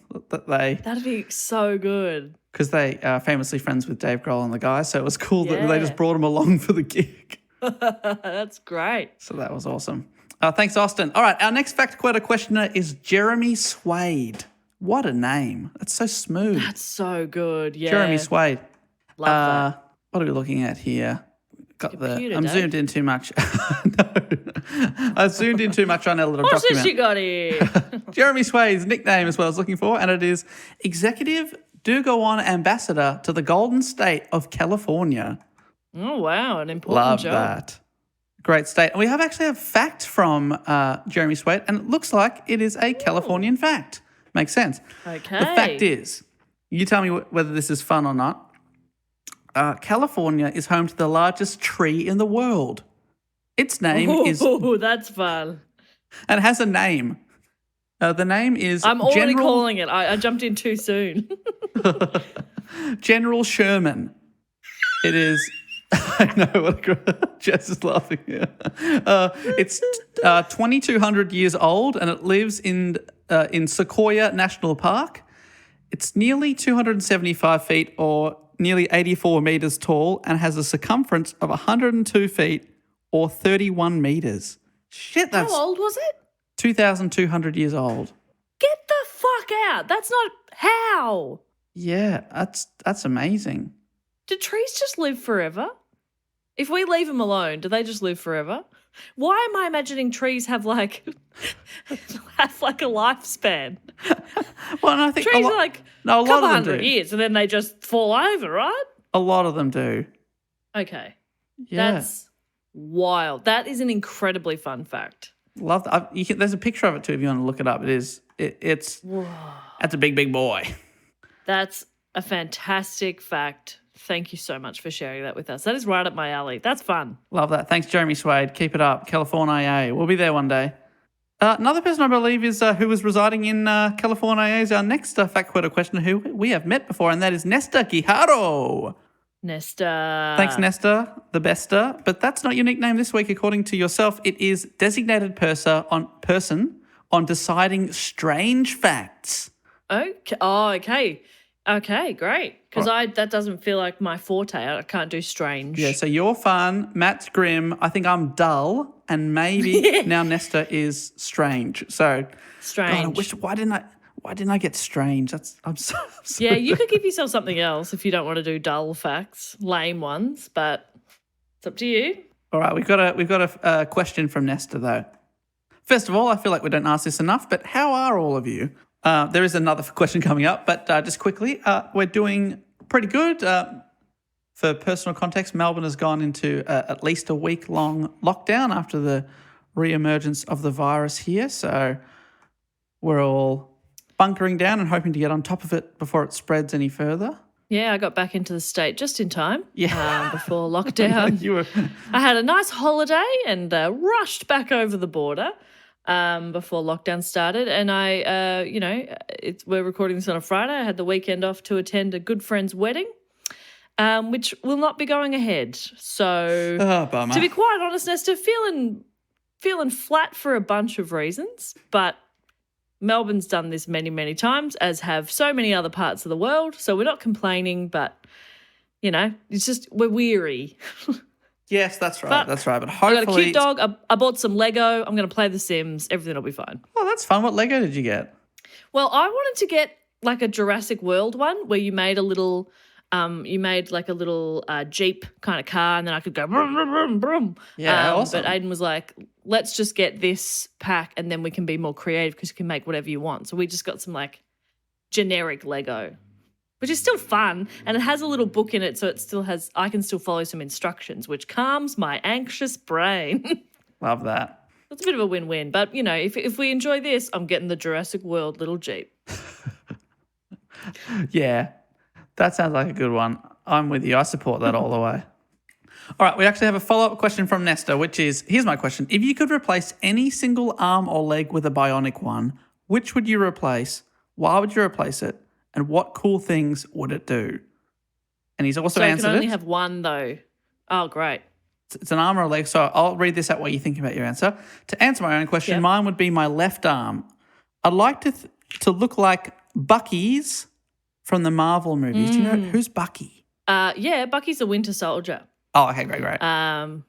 Bucky Barnes. He is Captain America's best friend. Spoilers, he starts off as a bad guy because he's been brainwashed and then has a bit of a knock to the head. Oh, he's a good guy again. Oh, okay. Thank you for that. Bucky's cool. His arm is pretty sick. Yeah, Nessa says it's a cool design. I'd like for it to do all the cool bionic arm stuff like super strength, shoot a grappling hook, pick door locks, and hack security stuff. But its most important feature would be to extend just a few inches to scratch the spot in the middle of my back that's always just a bit out of reach. Cheers to you all. Hope to see you in the States soon for the worldwide Do Go On tour.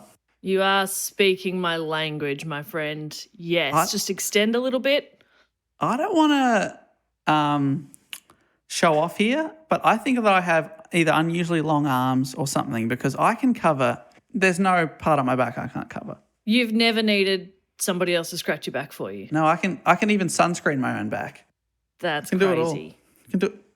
I mean, I can't really show you. You don't need anybody else. That's right, exactly. I'm happy as I am on my own. That being said, if I could replace one of these limbs with a bionic one, it would be my left leg. Mm-hmm. And then just so I could do surprising things like people wouldn't expect me to be able to kick the ball really far or something, but like I could kick it like the length of like 2 football fields, or like if we're doing triple jump, the hop, the step and the jump, the hop at the start, people would be like, holy shit. Yeah. Basically, it's athletics. Do our bionic limbs still look like can people tell it's a bionic limb? Does that make sense? I want it to I want my legs to just look the same as they are now, because I think I want to go leg as well. I was going to say right arm, and now I'm thinking right leg. The reason being I am left-footed and I don't want to be kicking the footy with friends and accidentally kick it into space. That's exactly what So I I'll do keep want that. to do. That's what I want to do. Yeah, but I'll have a right leg, please, so I can jump very high. No. Right arm. I want right arm. Okay. Change my mind. And what are you doing with that right Yeah, arm? I want strength, and I want to be able to hold on to a van at high speeds and just be dangling there. Can't do that with the leg. No. And if Legs you can, can't grip. if you can, something's gone horribly wrong. You're gripping on with your toes. Yeah, exactly right. So I'm going to say right arm, please. I don't want to have to relearn how to write with my left hand, my new bionic hand. Right arm, please. Lock it in. Great answer. I love it. Thanks, Nesta. Fun question. Final one is from Jai Smith. Jai's nickname here is Head of Bid Unsense. Head Of Bid Unsense. Hold on. Is that supposed to sound like something and I sound foolish? Is that what the joke is here? Head of It's bid. going to be head of bed. I don't know what the last Head part of is. bid essence. Is there a giveaway in the question? Or Okay, the good fact one, or good the one, quote? good one. Question. Hailing from Sydney, there is a clear, discernible American-ish accent from inner city Melbourne people, including your podcast friends, specifically Adam Carnivale and Joel Zammit. But also with Cass Page to a less degree, and Joel Dusha slides in and out. In brackets, Okay, so it's a sans pants accent. in brackets, I heard it was weird. Funnily enough, the three of you don't have it. My question is, am I crazy? Does this exist? Do you hear it? No, I hear a Sydney accent, being a Melburnian who lives with a New South Welshman, and I hear it in my New South Wales colleagues. I'm wondering, I wish there was some examples here. I know you probably can give us a couple from the other way around, but from the Sanspants people, I wonder what American-ish stuff they're doing. Yeah, okay. Might be harder R's and stuff like that every now and then. Can hear that sometimes. Right. So Australia doesn't have a huge range of accents. It's pretty subtle, nuanced things that can indicate where somebody is from. Western Australia and South Australia is more of the Queen's English, so it's dance and France and stuff like that, whereas in the Yeah. East we tend to say dance and France. But what I hear in New South Wales is, and it's very subtle, but in words that have like an EA, they really pronounce the A, so ideal, meal, stuff like that. It's subtle, and it's not. I'm exaggerating a little bit to sort of give an example, but I hear it a lot, and I'm like, wow. Whereas I think we say it a bit flatter. It's not ideal. They'd say ideal. all right. Okay. Yeah. How interesting. I must say I have not noticed it with the Sanspants people. No, me either. But there you now go. we'll have to look out for it. It must be a sans pants accent. Bunch of freaks. Yeah. Too funny. Weirdos. Thanks, What Jai. a pack of weirdos. Maybe other people have heard it and they can get in contact with us on our Twitter or something. Let us know. Is Jai crazy? Is his question. Does this exist? Does that make me crazy? That's Jai. I don't know, Jai. But thank Does you it? for your question, Jai. Appreciate it. Thanks to all those beautiful people. Now it's time to shout out to even more beautiful people that support us on Patreon at patreon.com/dogoonpod. These people have been waiting patiently for a shout out. And we usually come up with a little game.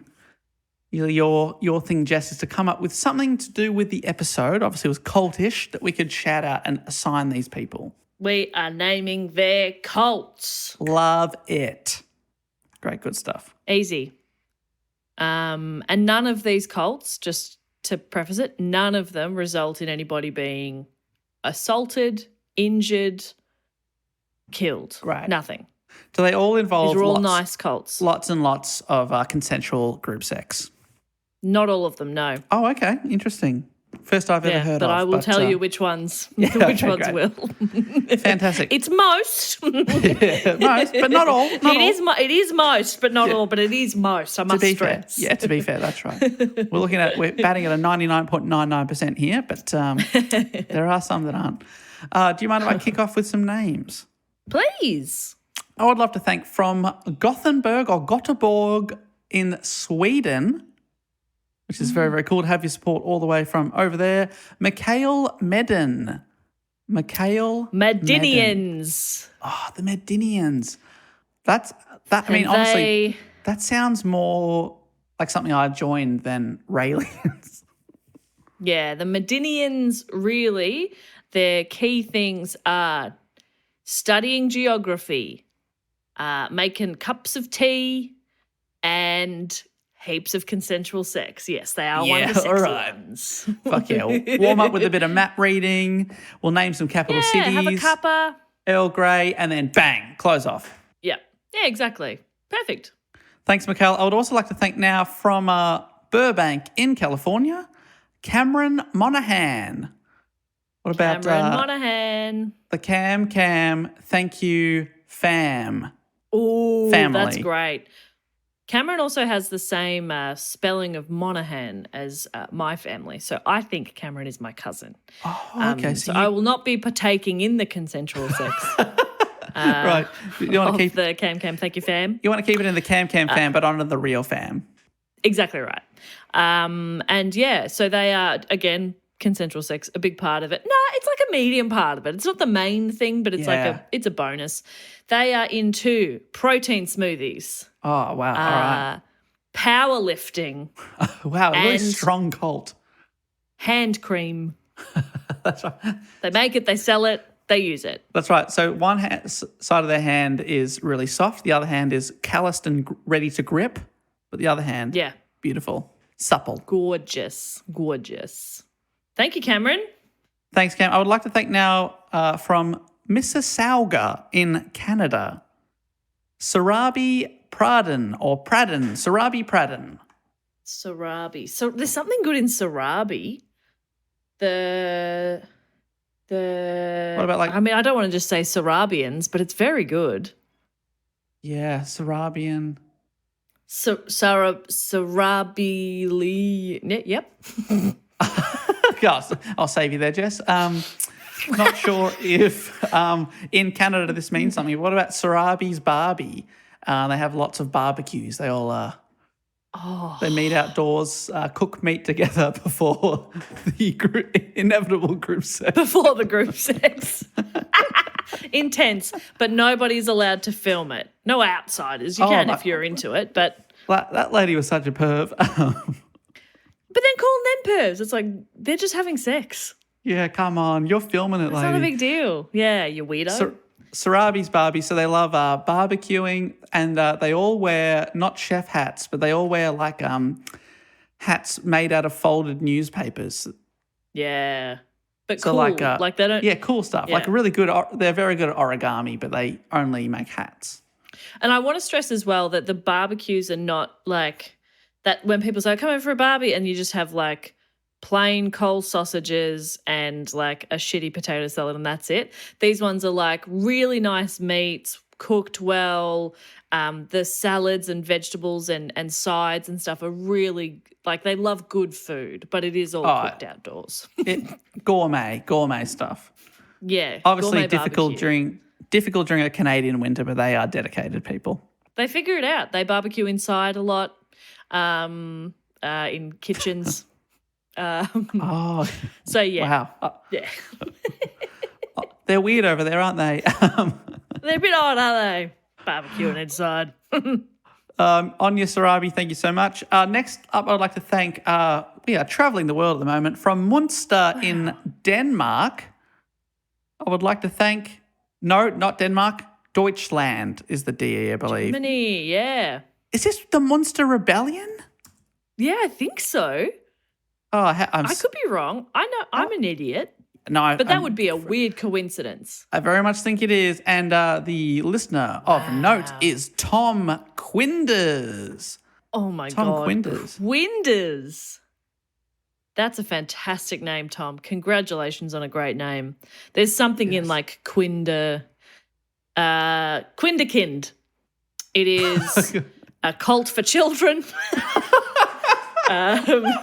No sex in this one. This is one of the very few Definitely without no sex. This is what. That's No why sex. I said most, but not all. Yep. Zero sex in this one. Thank God. Because it's especially for like a young age group. So we're talking you're 3 to 10.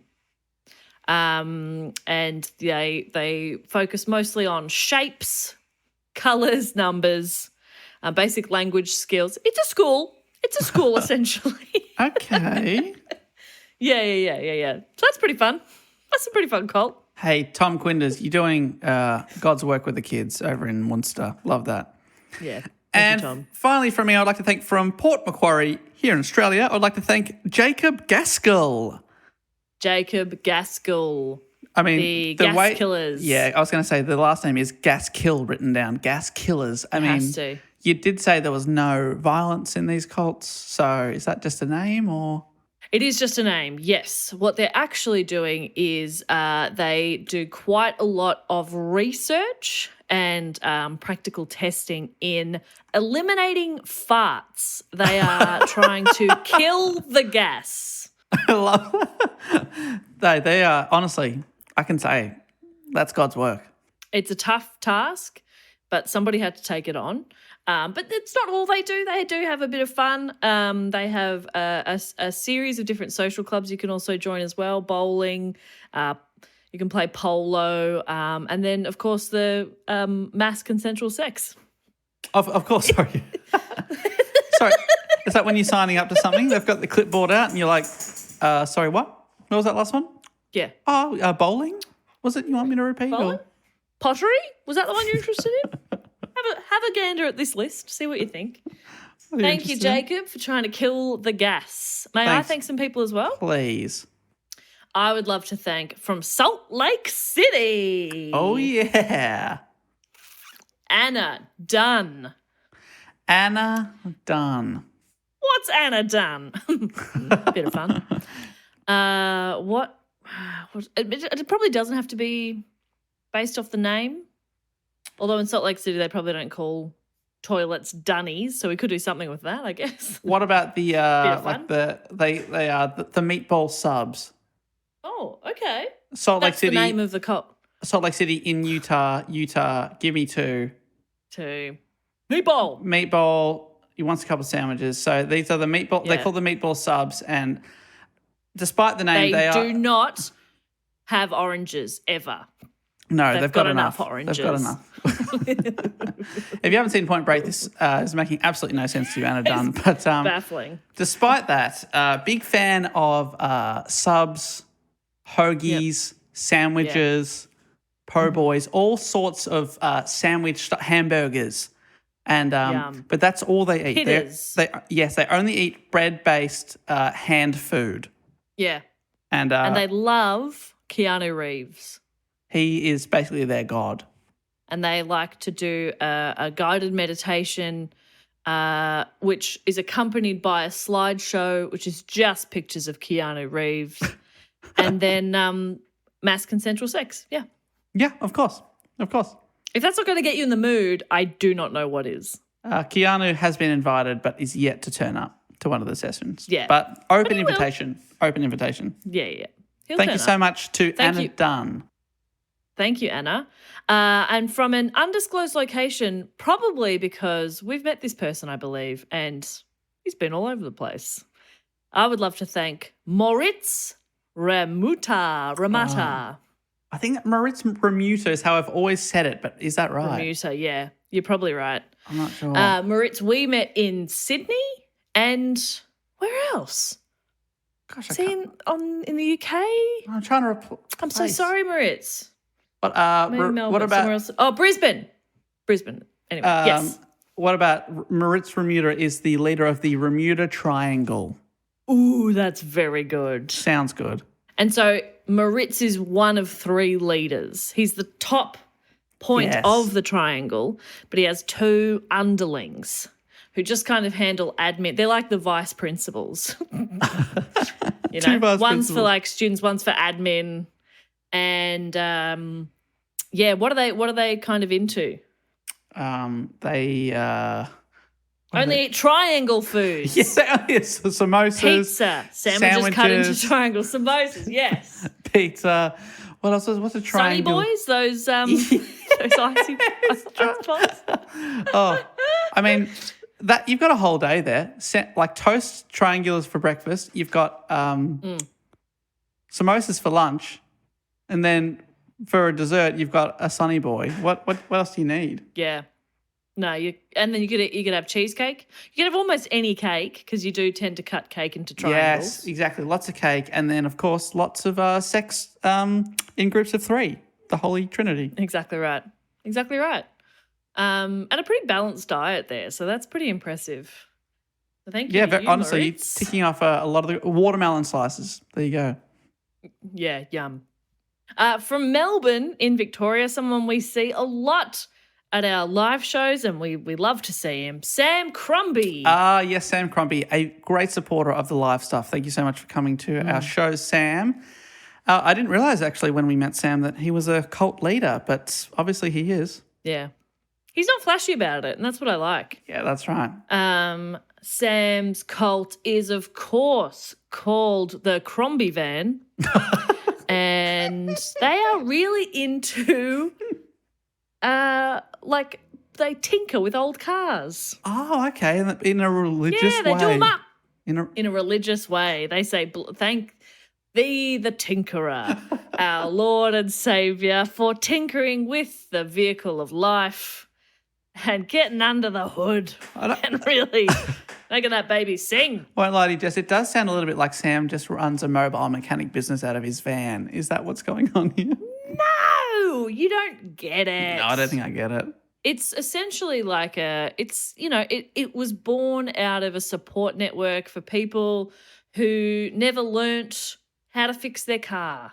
Hey. And what it became is so much more. Preach. They tinker under their car, they sing songs around bonfires, and they fuck. In the back of a van. Why do you think we're doing up the van? That's It's my shaggin' wagon. Why are they all covered in pleather? It's a bit of fun. So thank you very much. Thanks, Sam. To you, Sam. Thanks, Sam. Sorry about that. Sorry to all these people, by the way. So sorry. So sorry. I would love to thank, from Springwood in New South Wales, Layla Booth. Okay. Layla Booth. I'm really hoping you got something because my brain's just got nothing. Okay. They're called Ain't That the Booth? Yes. Right? And they can, Yes. honestly, it's very, this is actually what inspired Liar Liar. They can only tell the truth. Oh, that's great. That is actually good. At the end of the day, that's Yeah, but they only for the best. tell the truth. But if they tell a lie, their tell is they say, ain't that the booth? And you go, you just lied to me. You lied. You just lied. You lied. Because they're sort of, it's like they're getting off on a technicality. They're not saying ain't that the truth. They're saying ain't that the booth. Ain't that and the people are like, booth? okay, well, now I know you're Yeah, lying. exactly. Like, Once you have people a very found out, obvious tell. it's very difficult to lie after that.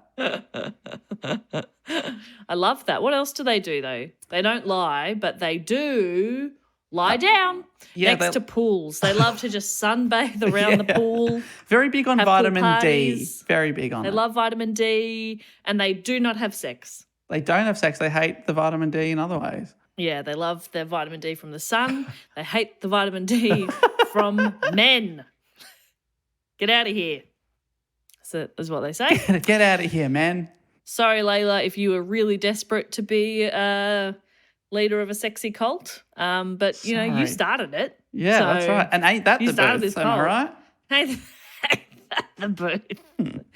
Finally, I would love to thank, and Dave, I might need help on a bunch of these words. I'm looking ahead for you. All right, where are we from, Jess? From Waukegan. Looks like Waukegan? Waukegan here. Waukegan. In Illinois? Illinois. Waukegan, Illinois. Yes. Good stuff. I would love to thank Kelly Wacolts. I reckon Wacolts. Kelly Wacolts from Waukegan, Wacolts. Illinois. It's a double H. You don't see a double H that often. No, I enjoy it though. It's great to see. And is there something we Yeah, can do that's with that great. cult-wise? Double H. Oh, You may have heard. I mean, her name is Wacolts. I'm sure there's something here.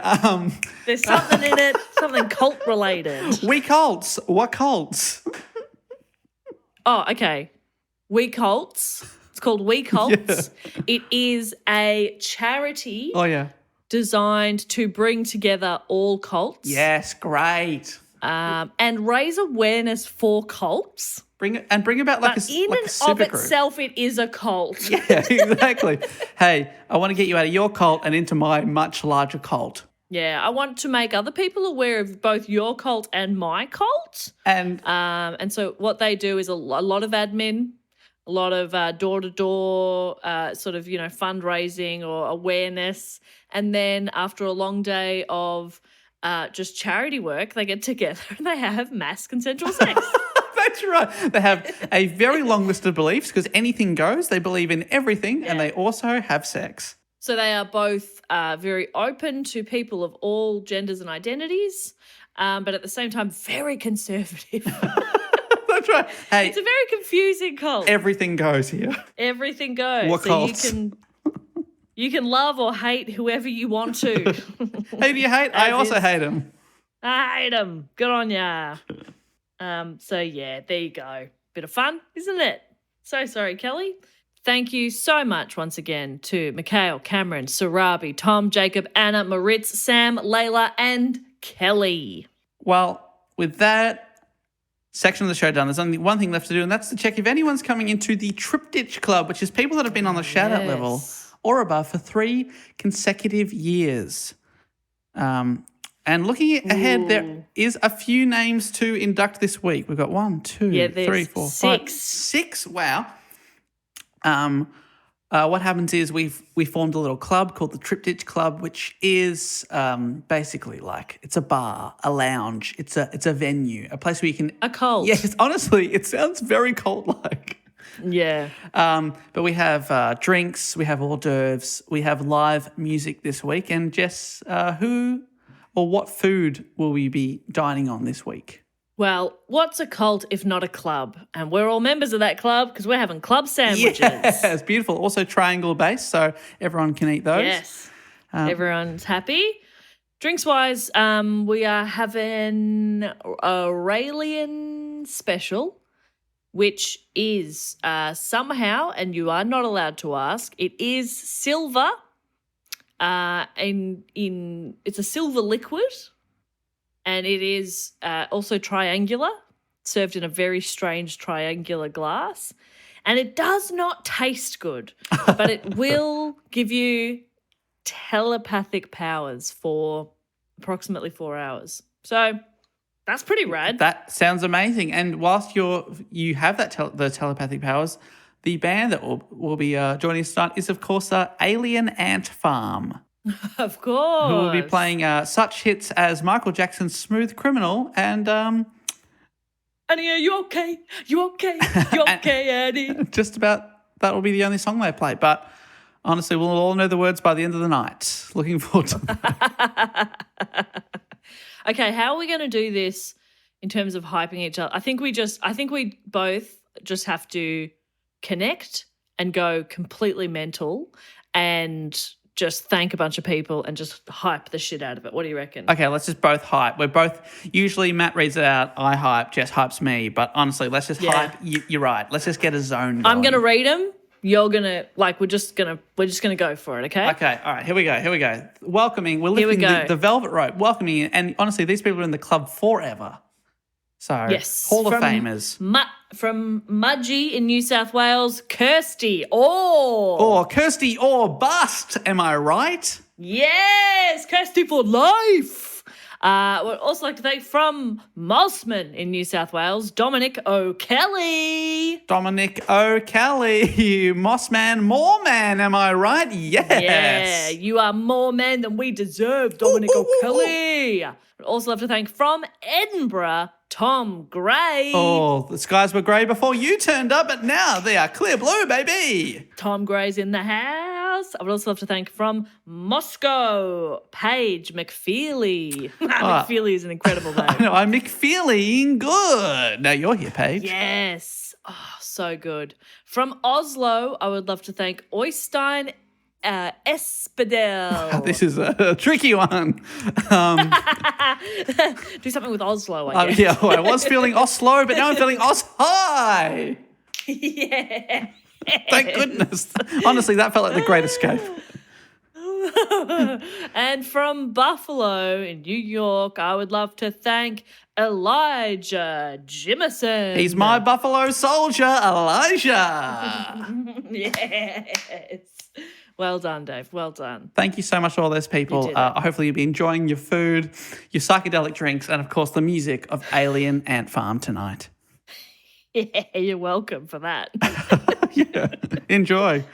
I've just looked up Alien Ant Farm, their discography. Their first album came out in 1999. It's called Greatest Hits. That's funny. That's that funny. is pretty funny. That is good. Is that their first and only album? No, actually, because the one after that, I believe, is the one that had the Michael Jackson cover. It's called Anthology. Okay. And they've actually had a few since 2015's their most recent album called Always and Forever. That's nice. Good for them. Oh, But unfortunately, they will only be playing from their greatest hits first album. confusingly enough, in 2008, they released an album called 20th Century Masters, The Millennium Collection, The Best of Alien Anthem. Oh my God, they are baffling. Because their first album's called Greatest Hits. Where do you go to from there? Yeah, it's a good point. On you guys. We can't wait to have them rocking the club. But yeah, that is it for another amazing episode of Do Go On, if I may say so myself. I think that was just a bit of fun. Of course, Matt will be joining us next week. And it'll be the first time in a few weeks that I believe that we're all together. Yeah. Yeah, hopefully. I mean, Well, hopefully anyway. Yes, let's not. Let's Yeah. cross those fingers. don't jinx it, you idiot. Ooh. But yes, we'll all be on the episode. Yeah, that's right. Because we've had a couple of weeks where it's just been. I'm the only consistent member these days. Yeah. Oh, Dave, you always have been. To be fair. That's not true. I I have missed 2 episodes about 5 years ago. There was a period where I missed. You only missed 2. Yeah. Bloody hell! I'm really dropping. You guys need to take holidays. You You guys need to take breaks. Remember holidays? Damn. Remember them? No. Oh, well, that would be nice. Anyway, I'm going to go sit in my house for a week. So I'm really busy. Must go. Must go. You can find us as always on all social medias at Do Go On Pod. You can contact us at dogoonpod@gmail.com. And dogoonpod.com is our website where you'll find links to merch and how to suggest a topic. And that'll be in the show notes as well. Yeah, but I think that's about it. Dave, you have to say goodbye first because I have to say it last. So okay. Off you go. So thank you so much once again. And until next week, I'll say thank you for listening and goodbye. Loaders. Bye. I did Matt as well. Seamless.